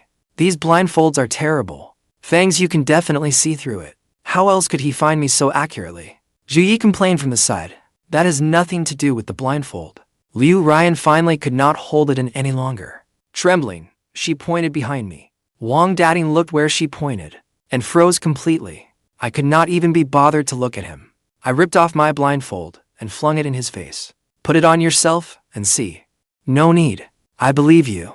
I grabbed a new blindfold from the table and was about to put it on. Zhuyi hesitated in front of me. I slapped the table. Why are you hemming and hawing? Just say what you want to say. Zhuyi closed his eyes and blurted it all out in one breath. I know. You might be a little too strong, and maybe a little too competitive. But could you look at Shen Bayu behind you? She looks kind of dead. I frowned and turned around. Shen Bayu, who had been making noises moments ago, had vanished. Strange. How did she disappear halfway through the game? Look down, now. The director's furious shout came from behind me. I looked down. Shen Bayu, who had been full of energy just moments ago, was now lying silently on the floor. Startled, I quickly crouched down. I patted her cheek. Shen Bayu opened her eyes and looked at me resentfully. That look sent a chill down my spine. I helped her over to the sofa. The live comments went wild. I should say something right now, to express how shocked I am. But because it is Fang Xiu, this somehow feels perfectly normal. I get it. When you are on Fang Xiu's team, it is not just the opponents who should be afraid. Your teammates are in even greater danger. Is this the legendary move of scaring your opponents to death while beating up your teammates? Since my partner was injured, the director announced that I had to withdraw. I successfully finished dead last. My eyes lit up. I leisurely sat aside and ate watermelon. I had just sat on the sofa to eat watermelon when Enlan stood beside me, his face dark as a storm cloud. They had clearly taken first place in the last round, but he looked at me like he had just lost a fortune. Shen Bayu sat on the other side. The strap from the game was still wrapped around her wrist. She raised a hand and rubbed her temple. Her assistant had barely taken half a step forward when she looked up. The assistant stopped at once. I lowered my head and took a bite of watermelon. She is tough as nails. I dragged her around like that earlier, and she can still sit up now. Yet the more Enlan looked at me, the less he liked me. He turned and said to the director, as one big family, we cannot let Fang Xiu feel completely left out, can we? The director froze with his megaphone in midair. He looked at me, then at Shen Bayu. Clearly, he did not want this game to continue. Last round, I dragged Shen Bayu around so badly she nearly questioned all her life choices. The production crew now looked at me, like I was a dangerous object that could break the props at any moment. The assistant director stood behind the cameras, frantically signaling to the director. The message was obvious. Do not agree. But the live comments were already getting excited. Is Enlan finally going to strike back? Blindfolded pillow fighting? Was that not Fang Xiu's specialty just now? It is different. Shen Bayu got dragged down by him before. This time, Enlan will run. The director stared at the comments for 2 seconds, then glanced at the rapidly rising viewer count. He slowly raised the megaphone, but Enlan insisted on painting a target on his own face. As long as, within 3 minutes, Fang Xiu can hit me while blindfolded, we will give him our first place spot. Lu Zhaoyao was about to receive the prize when her smile froze. She turned to look at Enlan. Her expression practically screamed, "Are you insane?" I spat out a watermelon seed. No. Enlan froze. What? Too scared. I put the watermelon rind back on the plate. Your taunts will not work on me. Enlan's face darkened further, but Lu Zhaoyao secretly sighed in relief. Then the director suddenly slapped his forehead. Right, I forgot to mention the first place prize. 50,000 in cash. I immediately tossed my watermelon rind into the trash. Did you just say that if I hit you while blindfolded, the 50,000 is mine? Enlan immediately nodded. That is right. I slapped the table. Deal. Shen Bayu lifted her eyes to look at me. She said nothing, only unfastened the strap around her wrist. Then she tossed it to the director. The motion was gentle, but when the director caught the strap, his back visibly stiffened. I glanced at Shen Bayu. She leaned against the sofa, her expression still cold, but the wrist I had just dragged her by was still noticeably red. Her assistant stood nearby, wanting to ask, but not daring to. I suddenly felt a little guilty, not because of Enlan, but because when I dragged her earlier, I really had not held back. As I took the blindfold, I casually waved it at Shen Bayu. I will not drag you this time. You had better not. The moment those four words came out, the comments changed direction. She is keeping him in line. Was Bayu warning Fang Xiu not to mess around? Why do I feel like she is not afraid Fang Xiu will lose, but afraid he will injure someone again? The comments were already flooding in. Did he not just say provocation would not work? Provocation does not work. 50,000 does. Fang Xiu is so honest that I want to call the police. And Lan was clearly not reassured. He took the blindfold. He checked it over 3 times. Then he had a crew member put it on me personally. Wang Dating muttered from the side. They're guarding against him like he is a thief. Liu Ryan hugged her cup, speaking even more quietly. A thief does not seem as dangerous as him. The whistle blew, and Lan immediately began running around the arena. He darted left, then right. His feet moved in frantic little steps, like he'd stepped on a live wire. Lu Zhaoyao was already looking unhappy. I stood still, thinking I could not see. He ran with growing smugness. The comments joined in the teasing. Fang Xiu is in real trouble this round. How can someone hit a moving target with their eyes closed? How could he possibly hit him? Isn't Lan finally going to win one? The moment that comment appeared, I raised my hand and threw the pillow. Bang! The pillow struck the back of Lan's head, and he lurched forward. His knees nearly hit the floor. The director's announcement over the megaphone cut off for a moment. Wang Dating froze with his cup in midair. Lu Zhaoyao's mouth twitched. Shen Bayu glanced at me too. This time, she did not send her assistant over. Instead, she wrapped the strap she had removed back around her wrist. She did not move quickly, as if reminding the director that this game was over. The director immediately blew the whistle. Hit. Challenge over. And Lan braced himself on his knees and tried to stand. He was only halfway up when pain in the back of his head made him suck in a sharp breath. Lu Zhaoyao hurried over to help him, but as she supported him, her first instinct was not to check his injury. She first turned sideways to see whether the camera had caught her worried expression. I saw it, but said nothing. After all, the 50,000 was already mine. I would consider her performance a free bonus. I took off the blindfold and headed straight for the director. Where is my money? And Lan lay sprawled on the floor and did not get up for a long time. Now he understood what it meant to lift a stone and smash the back of his own head with it. The comments immediately changed their tune. I was wrong. Fang Xiu does not need eyes. This is not a blindfold challenge. This isn't Lan paying Fang Xiu a salary. 50,000 for one pillow. And Lan, you are strangely generous. I happily counted the prize money in my hands. And Lan came over, helping Lu Zhaoyao along. He gritted his teeth. I let my guard down this time. Next time, I will make you pay double. I looked up at him. If you want to give me more money, you can book an appointment in advance. Lu Zhaoyao could barely maintain her smile. She linked her arm through Lan's and forced out the words. It is nothing. Just a little money. Yet her nails were nearly digging into Lan's arm. Shen Bayu watched me count the money, then suddenly spoke. You are this happy over 50,000? Without looking up, I said. Of course, money does not lie to me. Her fingertip tapped the sofa armrest once. Fine. She did not say it loudly, but the director immediately stepped back half a pace. I did not know what she meant by that fine. I only knew that the 50,000 was mine. What I did not expect was that early the next morning, Lu Zhaoyao came knocking on my door again. I had just opened the door, my face still unwashed. My tone was messier than my hair. What is it? She stood at the door, smiling gently. My maid's birthday is coming up. I would like you to help me choose a gift. Leaning against the doorframe, I said. No time. Just as I started to close the door, she quickly reached out to stop it. 10,000 per hour. I fell silent for 2 seconds, then turned back into my room to wash up. Let us go. Only then did Lu Zhaoyao smile subtle. She probably thought 10,000 was enough to make me bow my head.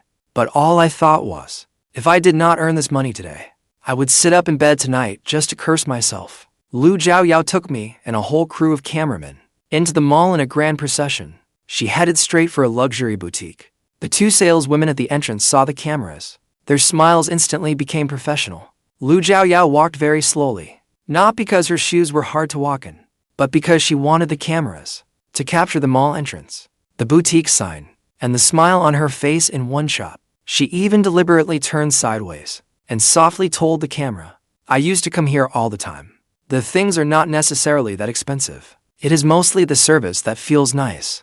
I nearly turned around when I heard that. Not necessarily that expensive. When she said that, the floor tile beneath our feet was probably worth more than my bank balance. The comments began calling for Wang Dating to come watch the show. Come watch Fang Xiu enter the rich kid level. I looked at the row of security guards at the entrance. I had only one thought. This level had better have free tea and snacks. The comments stepped in to prop up her image. That is Lu Zhaoyao for you.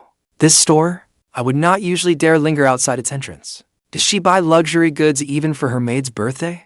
Now that is a real heiress. Lu Zhaoyao folded her arms. She was about to ask the saleswoman for the new arrivals. but the saleswoman did not even look at her. She walked straight up to me. She bowed lower than the director did when he was sucking up to someone. Mr. Feng, what brings you here today? I froze. I am not buying anything. The saleswoman's smile grew sweeter. You are welcome to browse even if you are not buying. We have saved all the new arrivals for you. The smile vanished from Lu Zhaoyao's face at once. The livestream fell silent for a beat too. Soon, the comments started attacking the saleswoman. What is going on? Does that saleswoman not know Lu Zhaoyao? Fang Xiu has been trending too much lately. Did she know the cameras were here? So she put on this act. Is this not the store that only serves high net worth clients? From head to toe. What about him looks like he is wealthy? I ignored the comments. Turning to Lu Zhaoyao, I asked, weren't you here to buy a gift? Are you looking or not? Only then did Lu Zhaoyao snap out of it. I am looking.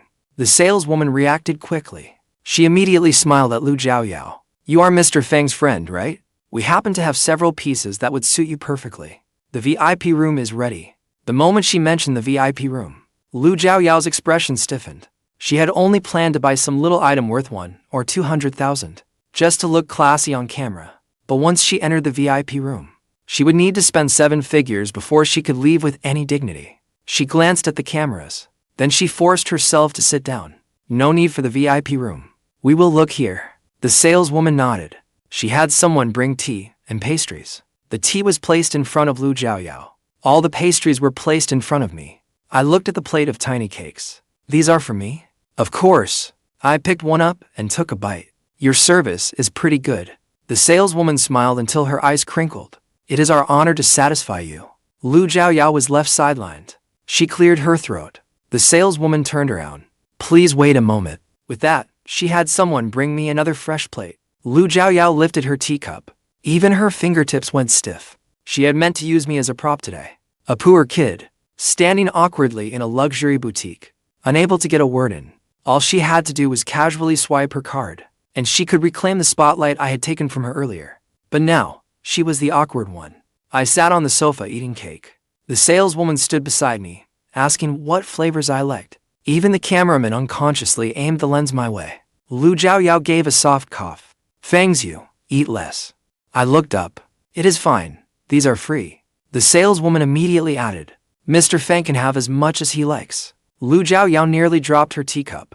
The comments could not take it anymore. That is such a double standard. Lu Zhaoyao is the one here to shop, isn't she? Why do I feel like the saleswoman is not afraid of the cameras, but of Fang Xiu himself? 5 minutes later, the diamond-studded bracelets were placed on the table. The saleswoman gave a long introduction. I only understood the last part. These two are not sold separately. Each one cost 5.2 million. The cake nearly fell out of my mouth. How much? 5.2 million. Quietly, I moved my plate farther away. That price was terrifying. I was afraid cake crumbs might fall on them, and the saleswoman would demand my life as payment. Lu Zhaoyao fell silent too, all the way into the store. Her face had screamed that money was no object. But once the saleswoman named the price, her fingers curled against her knee. The camera was pointed right at her. She could not ask for a discount, nor could she ask to browse without buying. Otherwise, it would not be a wealthy heiress showing me the world, but her getting scared off by the price. Seeing that she had not spoken for ages, I kindly reminded her, weren't you picking out a gift for your maid? The way Lu Zhaoyao looked at me, it was as if she wanted to shove that cake back into my mouth. Now she could not buy it, but she could not walk away either. The comments kept hyping her up. Thanks, Lu Zhaoyao, for showing us how the other half lives. What is 5.2 million? Miss Lu would not even blink at that. Just then, a cold laugh came from the entrance. Matching best friend bracelets? Everyone turned around. A woman in a red dress stood in the doorway. Two saleswomen followed behind her. She swept a glance over Lu Zhaoyao, then looked at the pile of pastries before me. I had just finished my last bite. Her brow furrowed. Fang Xiu, have you fallen so low that you cannot even afford food now? I held my fork. Who are you? The whole store went silent at once. The saleswoman's smile froze. Lu Zhaoyao had just been hoping to use her to put me in my place.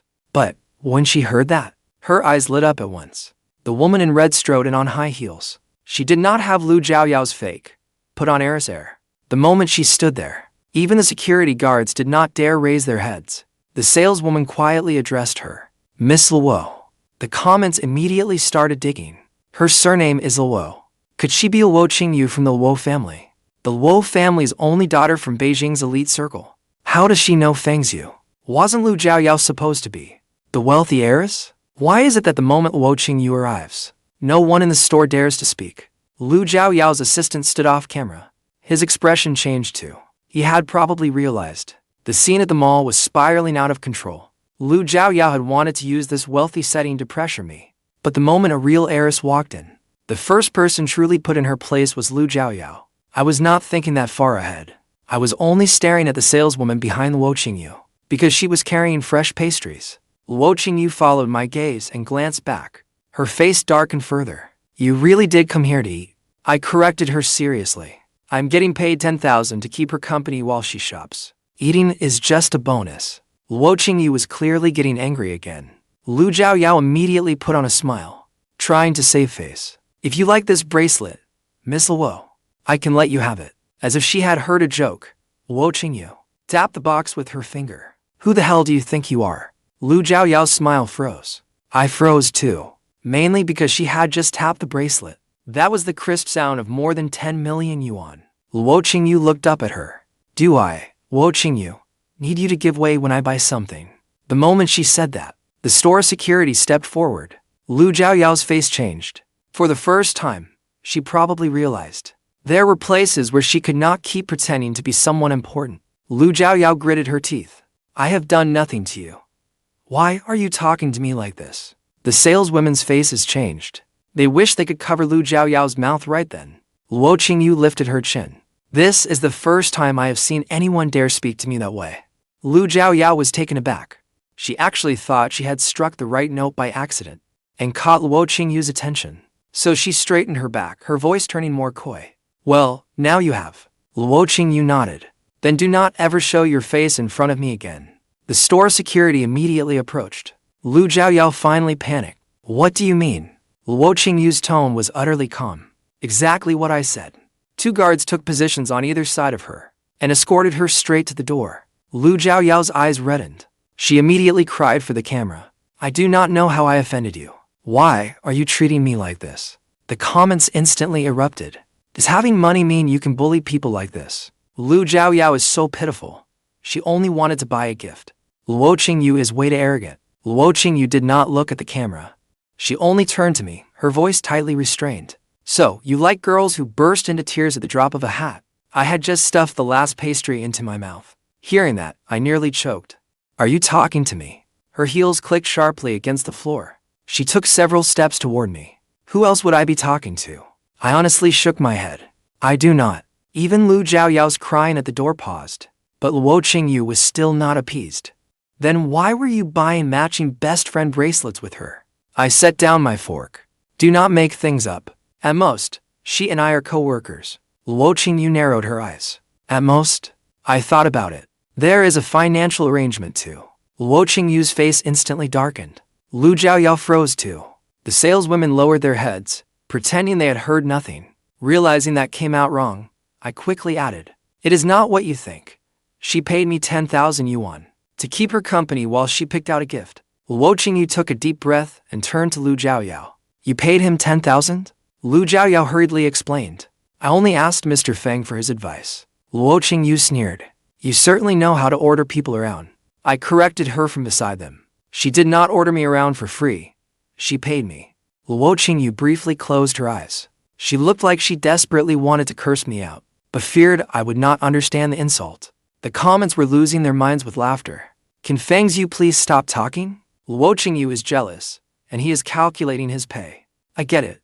It is not that he lacks emotional intelligence. He simply does not have that feature installed. Luo Qingyu looked at me and suddenly asked, Are you out of money? I nodded. More or less. Luo Qingyu's hand clenched at once. She had seen me at my lowest before. Back then, I had fallen out with my family. I talked tougher than anyone.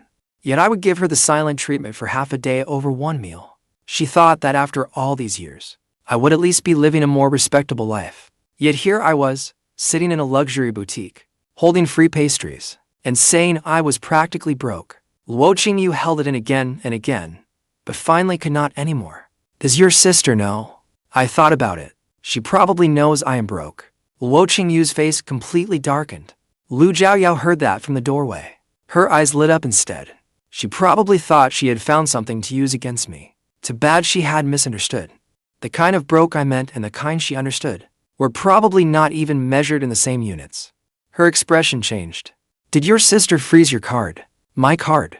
I thought about it for a long while. You mean the card with a balance of 250 yuan? Luo Qingyu sharply drew in a breath. You only have 2.5 million yuan left. I was about to explain, but she had already turned to leave. No. I need to find my brother and have him talk to your sister. I reached out to stop her. No. Listen to me. Luo Qingyu did not listen at all. At the door, she stopped again. She signaled for the saleswoman to wrap up the black bracelet. The saleswoman immediately did so. Luo Qingyu shoved the box into my hands. Do not get the wrong idea. I just do not think this color looks good. It would be a shame to throw it away. I looked down at the box. More than 5 million yuan. And she said it would be a shame to throw away.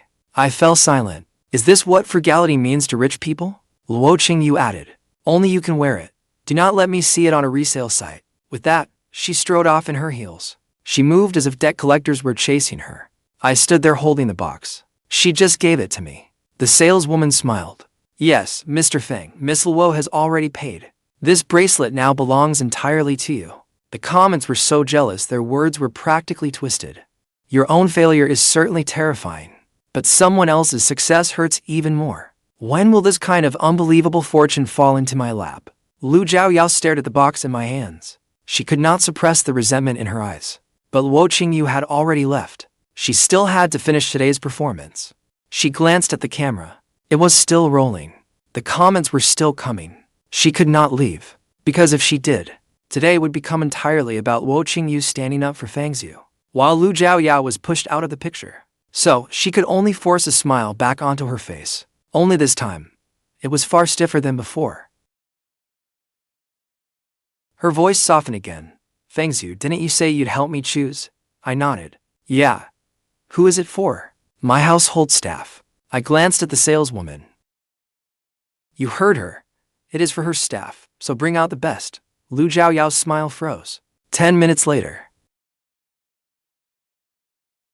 Scarves, brooches, silk scarves, and jewelry. Every item cost at least 1 million yuan. The saleswoman smiled as she twisted the knife. If you cannot decide, you can take them all. It will be easier for the staff to choose for themselves. Lu Zhaoyao's mouth began to twitch. I stood beside her, holding a plate of pastries. Exactly. Did you not just say you could afford anything? She gave a hollow laugh. I do not look at prices when I shop. I only care whether something is appropriate. The saleswoman immediately picked up the cheapest silk scarf. Then this one should suit you better. It is only a little over 100,000 yuan. I am just afraid it might be too cheap for you to give as a gift. Lu Zhaoyao's face went pale. I sincerely suggested, why not buy everything on the table? You have plenty of staff anyway. At last, she could not smile anymore. The saleswoman handed her the price list. Zhaoyao glanced at it, and her face went even paler. The budget she had prepared was not even a fraction of the total on that list. But she had talked too big earlier. Hundreds of thousands of viewers had heard her. I cannot afford it. Those 3 words were the one thing she could not say now. She could only set the price list back down and pretend to be calm. It is not good to give something too extravagant for a staff member's birthday. It might make her feel pressured. I nodded. I understand. She had just breathed a sigh of relief. When I turned to the saleswoman and asked, do you have anything that looks cheap but is actually expensive? The saleswoman's smile became even more professional. Of course. The look Lu Zhaoyao gave me finally carried a trace of murderous intent. Meanwhile, I lowered my head and ate another pastry. 10,000 yuan for accompanying her shopping, a 5 million bracelet, and free desserts. This job was well worth it today. Meanwhile, at the private airport, Luo Qingyu called her brother the moment she got into the car. The second he answered, she skipped the greetings. Brother, are you with Fang Xiu's sister?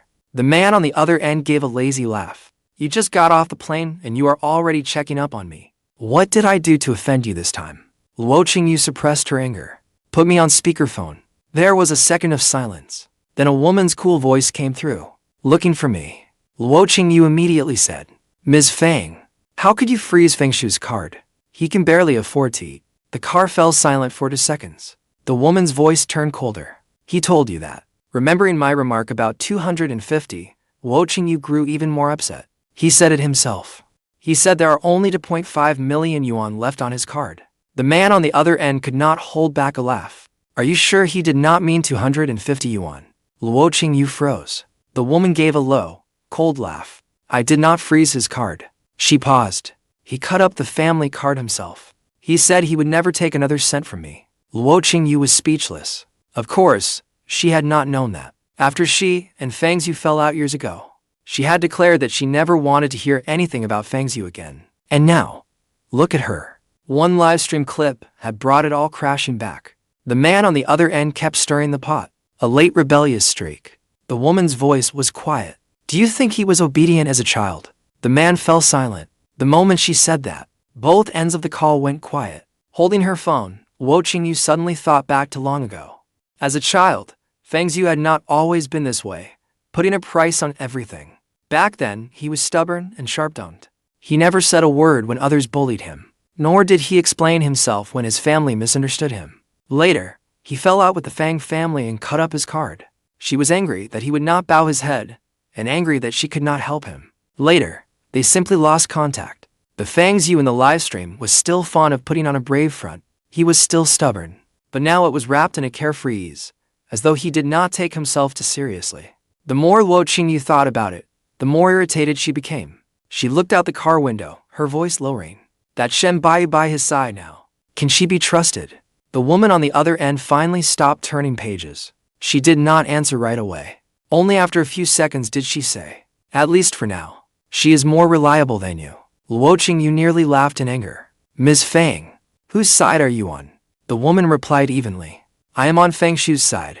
A few seconds later, the man could not help asking. But has Fang Xiu recently joined a dating show? I saw some clips online. He seems to have become like his old self again. The sound of the woman turning pages paused. Still as troublesome as ever. Luo Qingyu immediately asked, what dating show? The man casually told her the show's name. Luo Qingyu hung up even faster than she had left the store earlier. The man on the other end looked at the darkened screen. He smiled helplessly. Use me, then toss me aside. What dignity does a brother like me have? The woman did not respond. She simply opened her tablet. On screen was a replay of today's mall livestream.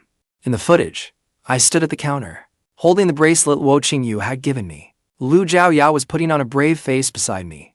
Half the comments were attacking Luo Qingyu, while the other half were digging into my identity. After watching for 2 minutes, the woman directly instructed her assistant, look into the show's contract. The assistant hesitated. Did young master not sign it himself? The woman rewound the live stream. In the footage, I had immediately accepted the challenge for a 50,000 cash prize, then looked utterly troubled over the bracelet Luo Qingyu gave me. As she watched, her brow slowly furrowed. He signed it himself, but that does not mean no one set him up. The assistant immediately understood. Investigate the production team. Investigate the invitation process. Find out why Lan and Lu Zhaoyao both happened to be there. She paused, then added, and as for Shen Bayu, leave her alone. The assistant quietly asked, are you worried President Shen will be displeased? The woman looked up. No, it is because Fang Xiu is willing to let her close now. At that, the assistant immediately stopped asking questions. In the Fang family, people Fang Xiu was willing to let close had always been few and far between. The assistant quietly asked, should we bring young master home? The woman closed her tablet. Not yet. He wants to make money. So, let him make it. But after saying that, she tapped her fingertips twice against the table. And one more thing. Look into those two from the Lu and in families. Find out everything about them. The assistant immediately lowered his head. Understood. Meanwhile, I had no idea someone in my family had started watching the show. All I knew was that Lu Zhaoyao had ultimately bought that scarf worth over 100,000. She smiled as she paid, but gripped the pen so hard her knuckles turned white. The saleswoman handed her the bag. Happy birthday to your household staff member. The comments immediately started arguing again. Why did that sound so sarcastic? Did she not say herself that it was for a staff member? Over 100,000 is not a small amount, is it? How did it suddenly seem too embarrassing to give? Lu Zhaoyao said nothing more. She carried the bag out of the store, her expression dark the entire way. I followed behind her, still holding the pastries the saleswoman had packed for me. Lu Zhaoyao finally could not hold it in any longer. Fang Xiu, did you do that on purpose? I glanced at her. Do what on purpose? Make me look bad. I stopped walking. You said yourself that you could afford anything. I only helped you bring out the merchandise. You said yourself it was for a staff member. I only helped you pick the best one. You said you would pay me 10,000 to accompany you. And I did. As I said that, I shook the bag of pastries in my hand. Besides, I was not late, and I did not run off. So, what exactly did you lose? My question left her speechless. The camera was aimed right at her. She could not lose her temper, so her eyes could only redden. I never thought you would become like this. I gave a short laugh. Like what? Not playing along when you pretend to be poor, or not letting you walk all over me. Lu Zhaoyao's face went pale. I ignored her and headed for the production team's car. The moment I opened the car door, a message from Shen Bayu popped up. She sent just one short question. Who gave you the bracelet? I looked down at my phone, then at the box in my hand. Oh no. This item worth over 5 million was somehow harder to explain than 50,000. I stood at the car door for a long time without getting in. The driver turned to look at me. Mr. Feng? I looked down at my phone again. Shen Bayu rarely wasted words in her messages. I could even picture her sitting on the other side of the screen, documents at her side, calmly waiting for my explanation. Lu Zhaoyao walked over from behind me. She happened to catch me staring blankly. She softly asked, "What is it? Is the bracelet hard to explain?" I looked up at her. That gentle smile was back on her face, as if I had not just shut her down, as if Qingyue had not outdone her, as if the saleswoman had not mocked her, as if none of it had happened to her. I suddenly smiled. It is hard to explain. Something flickered in Lu Zhaoyao's eyes, but my next words shut her down completely. After all, some people will ask questions. Some people do not just watch the spectacle. Her smile froze. Without waiting for her response, I ducked into the car. The moment the door closed, I looked at that message again. This was far harder than in Lan's blindfold challenge. When Shen Bayu's message popped up, I was still standing at the production team's car door. Who gave you the bracelet? I looked down at my phone, then at the box in my hand. Over 5 million. A gift from Qingyue. And she would not even let me list it secondhand. I understood every word separately, but together, they were impossible to explain. After thinking it over for ages, I replied, someone else did not want it. Shen Bayu replied almost instantly. Who did not want it? I stared at the screen. My back inexplicably tensed. Fang Xiu, a mature man, does not panic when trouble comes, so I decisively flipped my phone face down on my lap. As long as I did not see the message, this had not happened yet. Then, the very next second, Shen Bayu called directly. I looked at her name on the screen, silent for 2 seconds, then looked up and asked the driver, "The signal in here is bad, right?" The driver glanced at me in the rearview mirror. "The signal is perfect." I closed my eyes. Then I answered. The other end of the call was quiet. Shen Bayu did not speak right away. The quieter it was, the more the bracelet felt like it was burning my hand. After a long moment, she finally spoke. Fang Xiu, are you very busy right now? I looked down at the bag of pastries. Busy safeguarding a valuable item. She gave a quiet laugh. Qingyue gave it to you. My hand froze. How did you know? Because that bracelet was purchased this afternoon at a mall I own. I looked down at the box. Well, that settles it. She solved it faster than I could eat a pastry. Shen Bayu continued. She gave it to you, and you accepted it. I immediately explained. She forced it on me, and she said only I could wear it. I could not sell it. The other end fell quiet again. A few seconds passed. She said flatly, "Then, are you wearing it?" I glanced at the box. Pages rustled on Shen Bayu's end. "Fine. Keep it for now." I breathed a sigh of relief. But her next words took that breath right back. "Come to my room tonight to continue your insomnia treatment, and wear the bracelet while you are at it." I sat up straight at once. Why do I need to wear it? Shen Bayu's tone was even. I want to check the size. My heart skipped a beat. That sounded like a perfectly normal reason. But coming from Shen Bayu, it sounded like an auditor checking the books. I cautiously asked, "You are not going to confiscate it, are you?" The sound of Shen Bayu turning pages stopped. Fang Xiu, I am not that bored. I had just relaxed. When she added, "But I do not like my patients bringing gifts from someone else when they come to me for treatment." I looked down at the box. Patient, treatment, a gift from someone else. All 3 phrases sounded harmless enough, but put together, why do they sound so much like an interrogation? I sincerely declared, "Then I will not wear it." Shen Bayu said coolly, "Bring it. I want to see it myself." With that, she hung up. I held my phone without moving for a long while. The driver looked at me through the rearview mirror again. Mr. Fang, are we heading back to the Heartbeat House? I slowly slipped my phone into my pocket. Yes. Today was the final day of the first episode. The director had originally planned to let us improvise. But during the day, the mall incident had worn everyone out. Once we returned to the Heartbeat House, everyone avoided the cameras. The director raised a megaphone, his face practically begging for footage. Tonight, you decide the rules of the game yourselves. It is the last day. So, give the production team something they can use. Wang Dating immediately suggested. Then let us have a sleeping contest. Whoever sleeps the longest wins. My eyes lit up. I support that. The director's smile stiffened. No. I frowned. Did you not say we could decide for ourselves? The director lifted his megaphone higher. I told you to choose a game, not collectively slack off. In the end, Liu Ryan suggested truth or dare. Wang Dating searched on his phone for ages, then said there was a bar nearby called Meiyu. It had a great atmosphere. The comments immediately started explaining. Meiyu, isn't that where Beijing's rich kids hang out? The production team has some nerve. What is there to fear? Shen Buyu is there. Who would dare mess with her? When I saw that comment, I quietly nodded. True. With that cold face of hers, if she sat by the entrance, even the security guards would wonder what they had done wrong. Shen Buyu happened to walk past behind me. I immediately shut up. She stopped. What did you just say? I held out the bag of pastries. I said you make people feel safe. Shen Buyu looked at the bag of pastries, but did not take it. Today, you accepted Luo Qingyue's bracelet, and now you are trying to placate me with pastries. I immediately pulled the bag against my chest. Then I will not placate you. She looked at me for 2 seconds, then reached out and took one anyway. I was just about to think women were impossible to understand, when she suddenly said, the bracelet. I obediently handed her the box. Shen Buyu opened it, took one look, then closed it again. The size is not right. I froze. You did not even measure it. She handed the box back to me. If I say it does not fit, it does not fit. Fine. Since she said so, I did not dare argue further.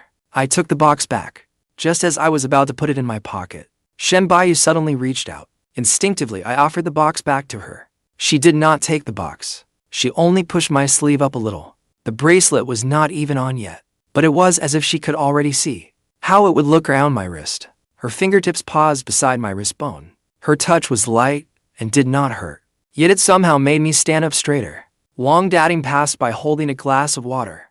He stopped short, then quietly backed away. The comments immediately flooded in. That is not measuring the size. That is staking a claim, right? President Shen says it does not fit. But her hands tell a different story. I did not get it. I only felt that bracelet suddenly become even more of a hot potato. Once night fell, our group arrived at Meiyu. The production team had reserved a booth for us. A spinner and cards sat on the table, along with a row of drinks. Wang Dating explained the rules. Whoever the spinner points to draws a truth card, or a dare. If you cannot answer or complete it, you drink. I looked at the drinks. I was not worried. After all, I had always thought I could hold my liquor. Until Lu Zhaoyao spun the wheel. The pointer stopped in front of me. She drew a truth card, and gently asked, if you became a woman one day, what would be the first thing you would do?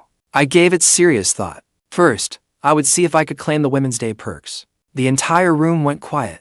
The comments filled the screen with laughter. Lu Zhaoyao nearly lost her gentle smile. She pulled a drink toward herself. Since I had answered, she had to drink. And Lan immediately reached over and took the glass from her. I will drink for her. Lu Zhaoyao looked deeply moved. And Lan, you are so sweet. I leaned back on the couch, watching the two of them play off each other.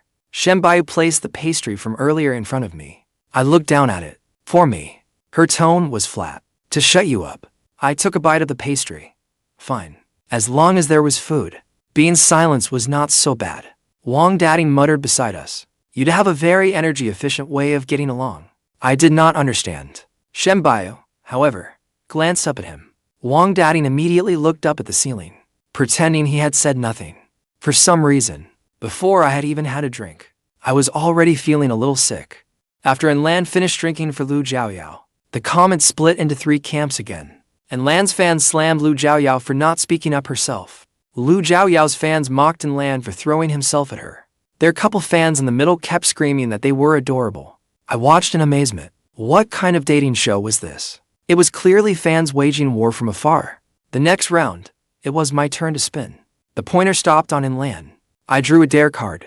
Choose someone of the opposite sex here. Carry them bridal style and do 10 squats. The moment Lan read it, he smiled.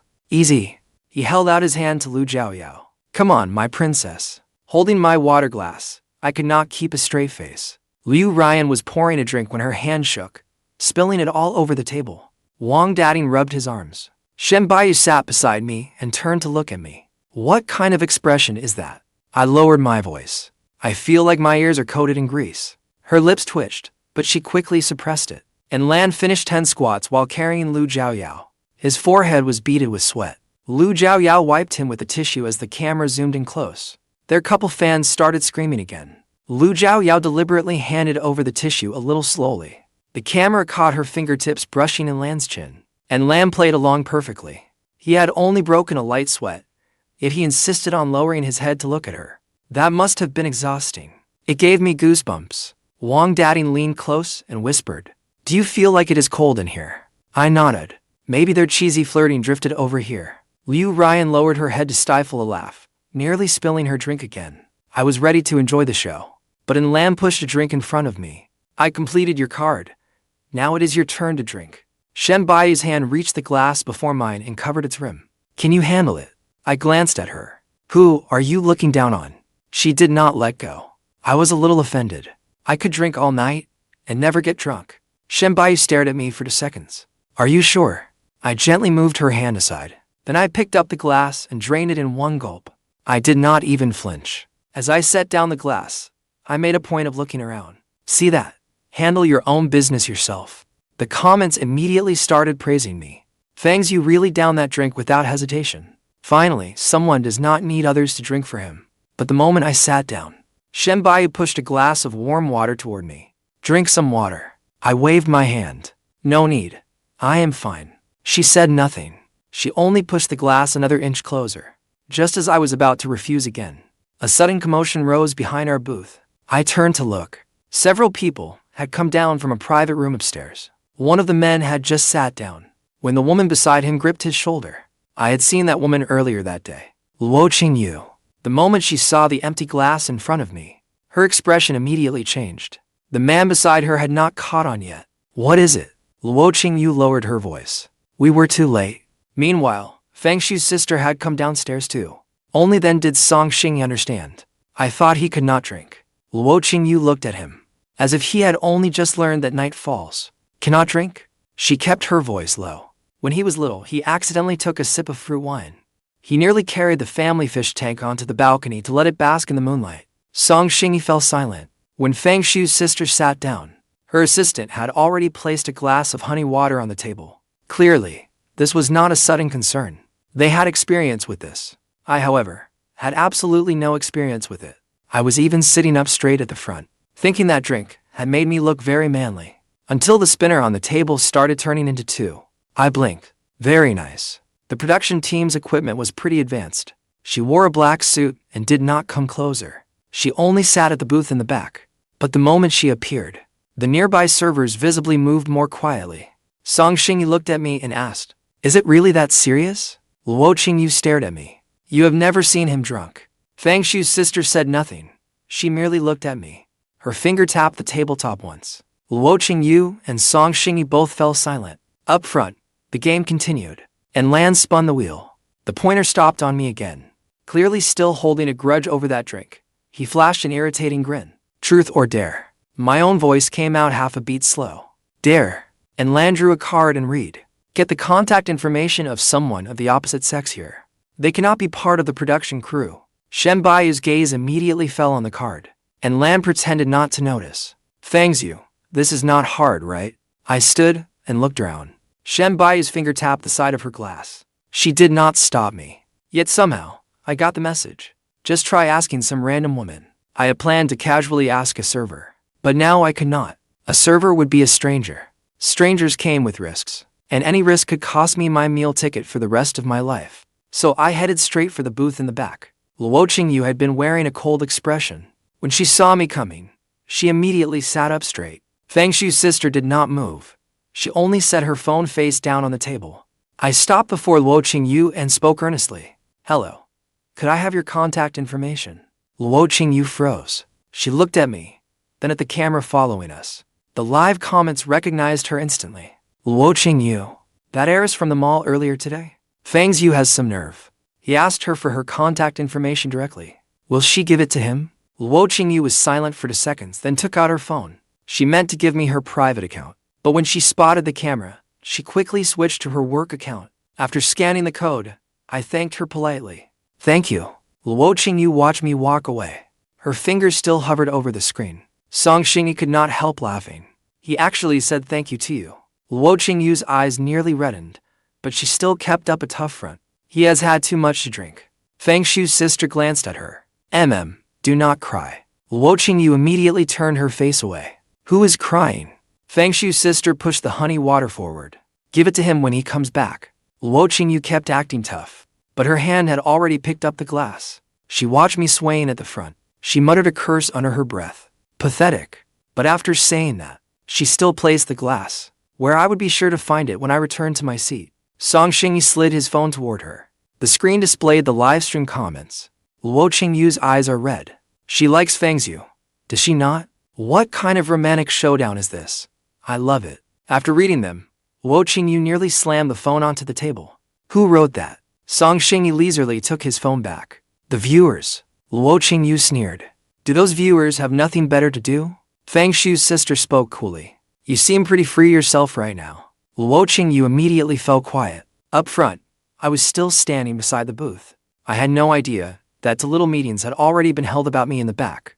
I only felt that the drink was hitting me a little late.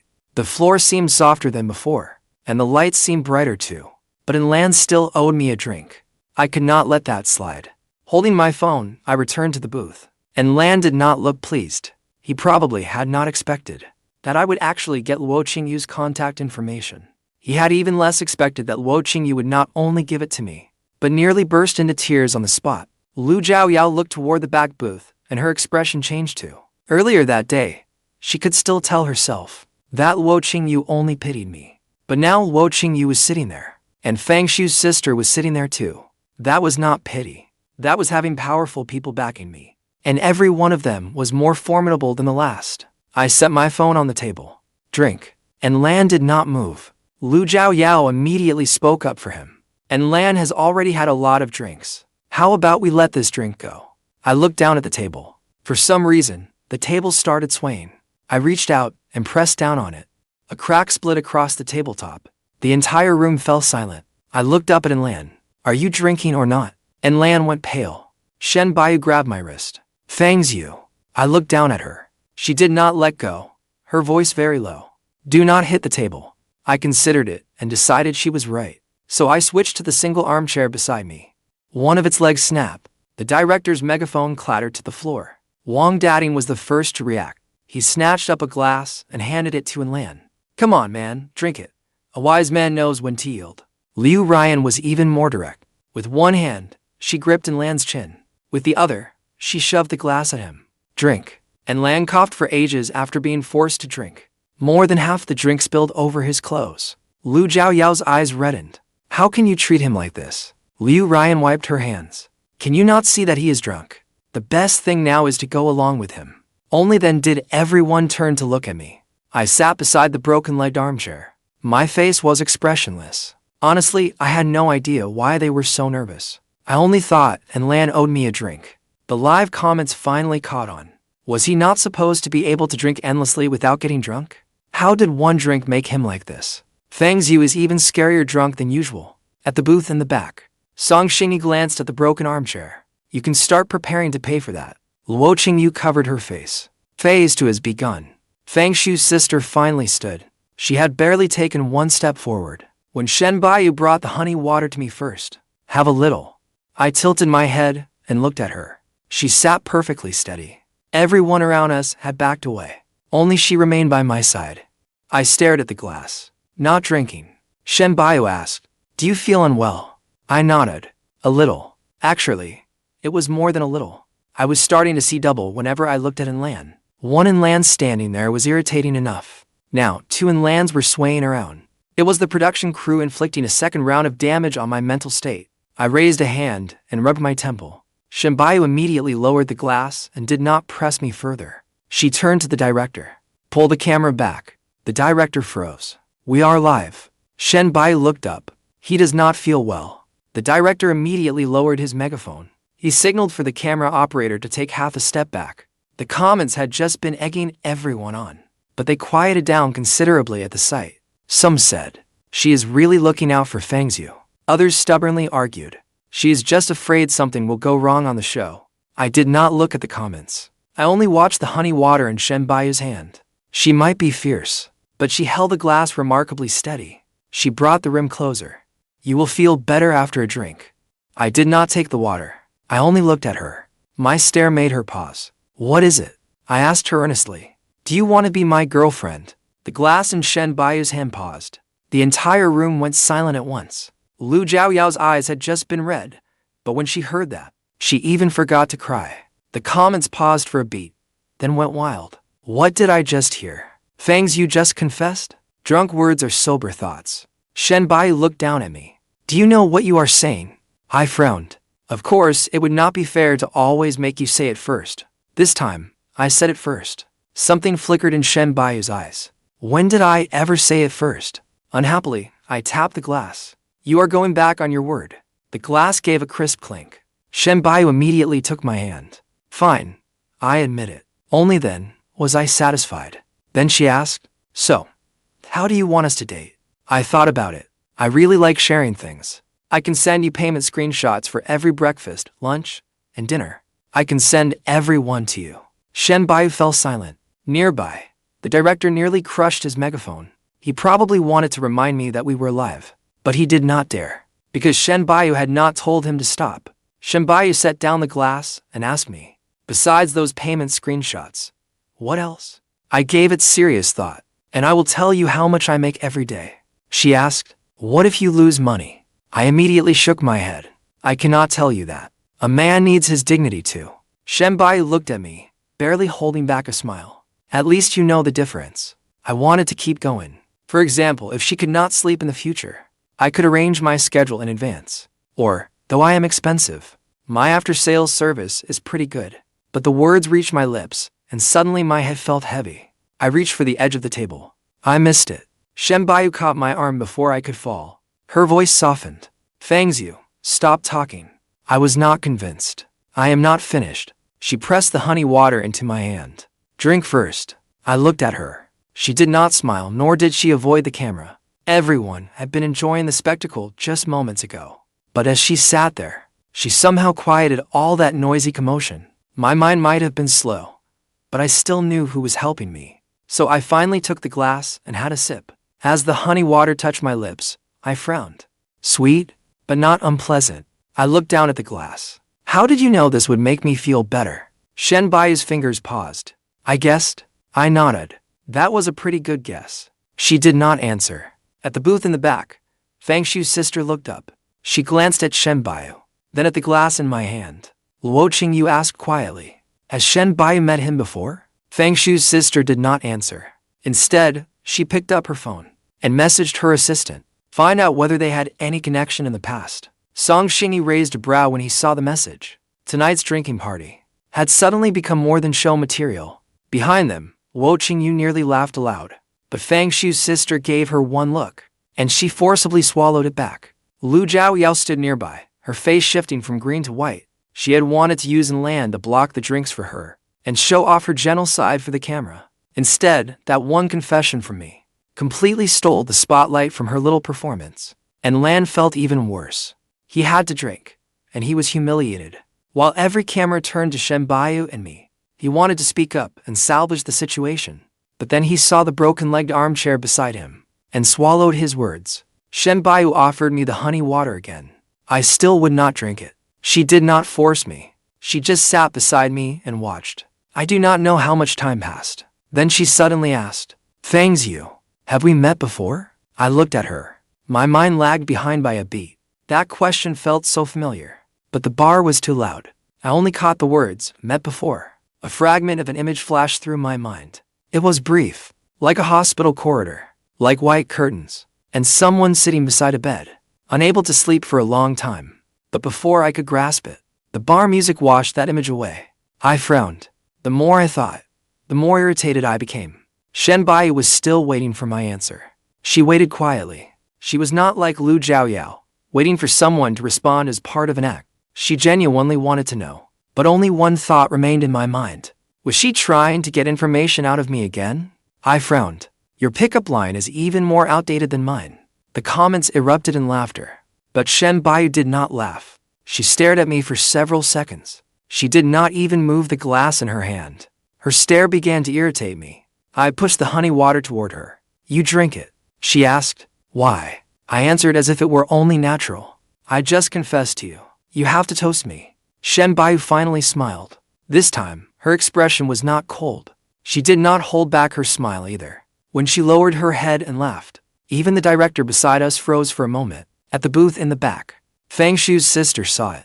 Her fingers lightly tapped the table twice. Qingyue whispered, Sis, should you take him home? Fang Xiu's sister did not answer. She only looked at Shen Bayu. Shen Bayu seemed to sense something. She looked up and met her gaze. The two women locked eyes across the glow of the bar. One was cold, the other was composed. I was caught between them, completely unaware of anything. Fang Xiu's sister spoke first. Ms. Shen, thank you for taking care of him tonight. Shen Bayu looked down at my hand clutching her sleeve. It is no trouble. Fang Xiu's sister's gaze fell on her wrist. I had grabbed that wrist during the game. A faint red mark was still there. She asked, Does it hurt? Shen Bayu tugged her sleeve lower. It does not hurt.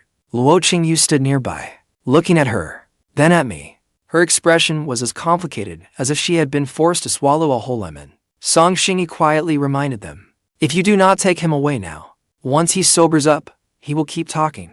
At last, Fang Xiu's sister reached out to take me. All I felt was sleepy. I leaned against Shen Bayu's shoulder. Before closing my eyes, I still mumbled, Do not sell my bracelet. Shen Bayu looked down at me. Go to sleep.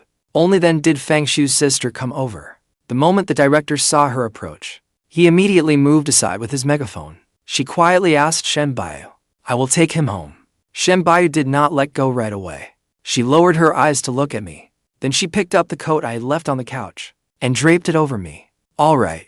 But just as Fang Xiu's sister was about to take me, I suddenly opened my eyes. I looked at her and groggily called out, Sis. She froze.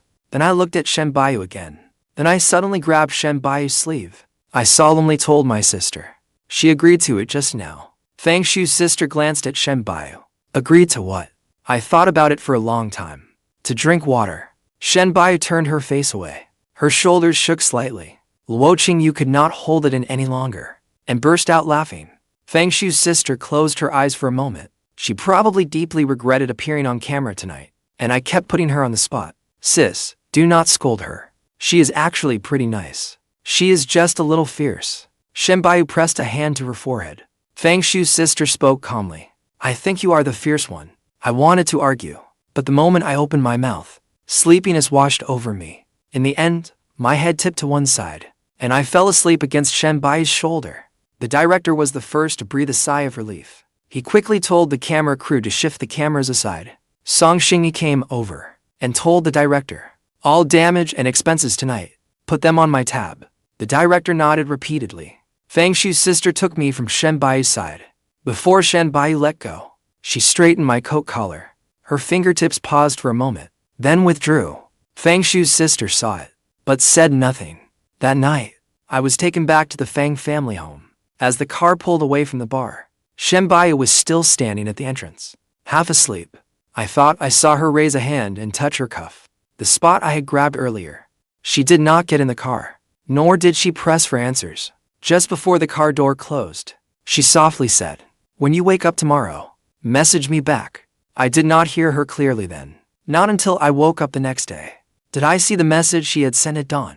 Does your hand still hurt? The next afternoon, I woke up in an unfamiliar room. I stared at the ceiling, in silence for 3 seconds, then sprang out of bed. Where am I? I struggled to remember. The bar last night. One drink. Shen Bayu. Contact information. And then, nothing. I covered my face. I am done for. The world had finally started slapping me around. My phone was still buzzing. I picked it up and looked. Qingyue had sent more than 20 messages. The first asked whether I was awake. The second asked whether my head hurt. By the third, she was calling me a one-drink lightweight for still showing off. After that, every message told me to stay away from inland. Shen Bayu had sent only one message. Does your hand still hurt? Just that one. Yet it was harder to answer than Wo Qingyue's 20+ messages. I stared at the screen and thought for a long time. Finally, I replied, "It does not hurt." The instant I sent it, there was a knock at the door. Aunt Zhang came in carrying hangover soup. When she saw me sitting on the edge of the bed, she breathed a sigh of relief. "Young master, Miss said to come downstairs once you woke up." Holding my phone. "Is she angry?" Aunt Zhang considered it. "Last night, miss, had someone pay the bar's damages bill, then had legal review the show's contract." I fell silent. That did not sound like anger. It sounded like she was preparing to settle scores, just as I wondered whether I should pretend to have amnesia. My phone buzzed again. It was Shen Bayu. This time, she sent only 3 words. "Are you awake?" I stared at the screen. I suddenly recalled that last night, I seemed to have grabbed her sleeve and said a lot. What exactly I said, I could not remember, but anything that could make Aunt Zhang look like that could not have been anything good. After hesitating for a long time, I replied, "Just woke up." Shen Bayu replied instantly, then remembered to answer my previous message. I looked down. Her previous message was still, "Does your hand still hurt?" Her memory was far too good. Aunt Zhang set the hangover soup in front of me. "Young master, drink this first." I lifted it and took a sniff. My face twisted in pain. Aunt Zhang seemed prepared for that. Miss said, "If you do not drink it, she will play last night's livestream replay on the living room television." I immediately downed it in one gulp. You have to know when to back down in life, especially before your embarrassing past. After I finished it, I cautiously asked, "I did not say anything weird last night, did I?" Aunt Zhang fell silent. The moment she went silent, my heart sank too. After a long while, she finally said tactfully, "Young master, you should drink less from now on." All right. So I had not said just a little. I had said a lot. I took a lap round the room and found it absurdly huge. A whole row of clothes filled the closet. A row of watches filled the drawer. There was even a bank card on the bedside table. I picked up the bank card, then set it back down. With all this stuff laid out here, I suddenly had an ominous feeling. Could I really be rich? Just then, several text messages popped up on my phone. 8 tonight, Jing to 107. Dear son, it has been so long since we last met. Dad misses you very much. It is only a meal. I hope you will not refuse. I stared at the word dad. Now, another dad had shown up? I had no memory of this, but the message sounded overly familiar, and its tone was absurdly fake. Logically, I should have asked my family first, but my stomach growled. A free meal is a free meal. Besides, I was no longer that poor bastard with only 250 yuan in his pocket. If there was trouble, I could always grab a cab and run. I opened my map and checked. Jing was not far from the Fang family home. It was not far from the police station either.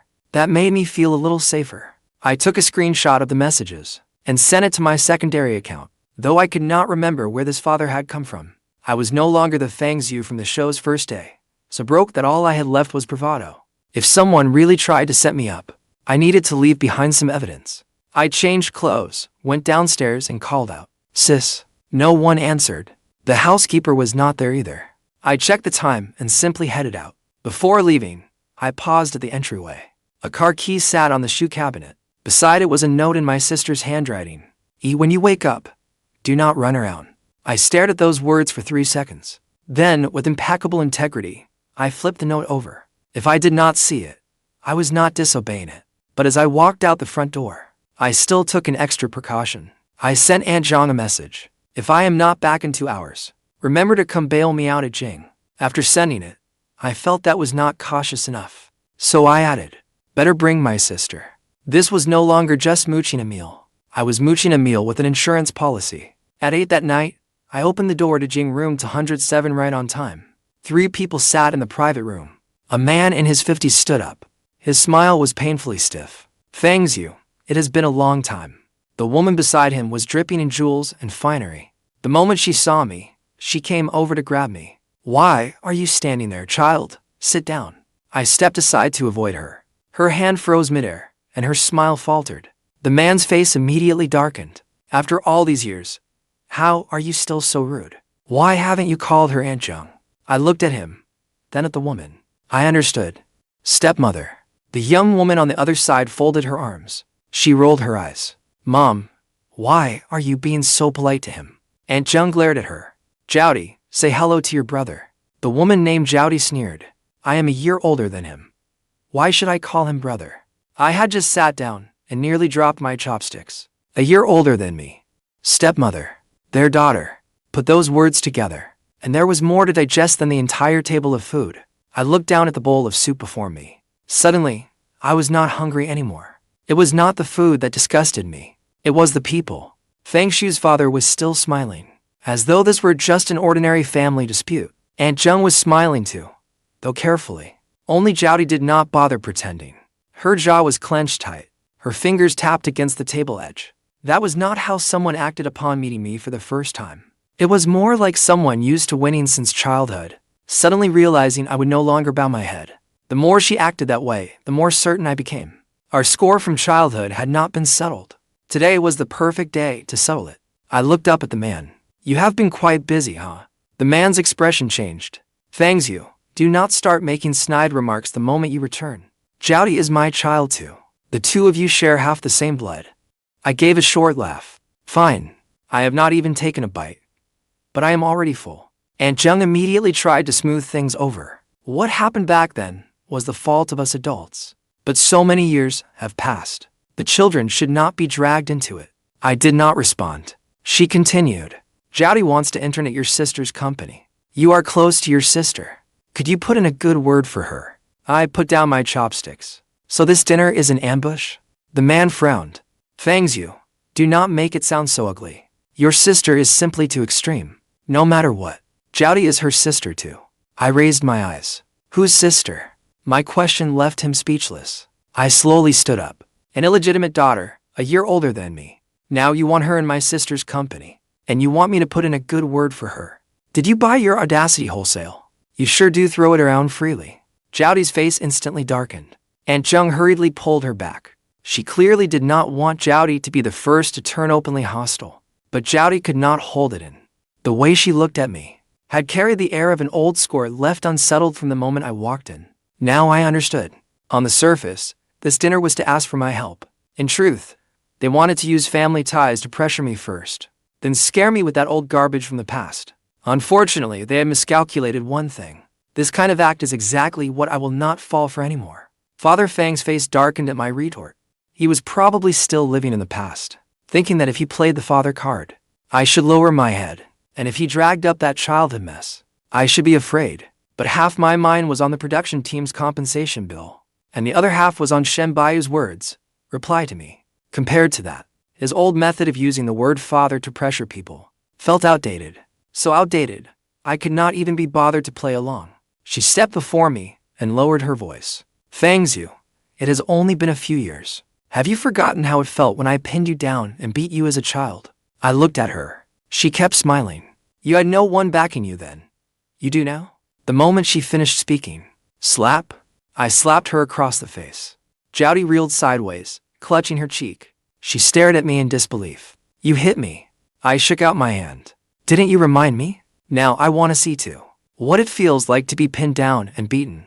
The private room fell silent for several seconds. It was not that no one wanted to curse me out. They simply never thought I would actually strike her. My father recovered first, raising his hand to slam the table. I placed my phone on the table. The recording screen was lit. His hand froze in midair. I smiled. Go on. Did you not just say we were family? Aunt Zheng's expression changed too. She warned softly. Fang, stop talking. But my father was already seeing red. The less he could say, the more he wanted to use his authority as my father to pressure me. And I was waiting for him to lose control.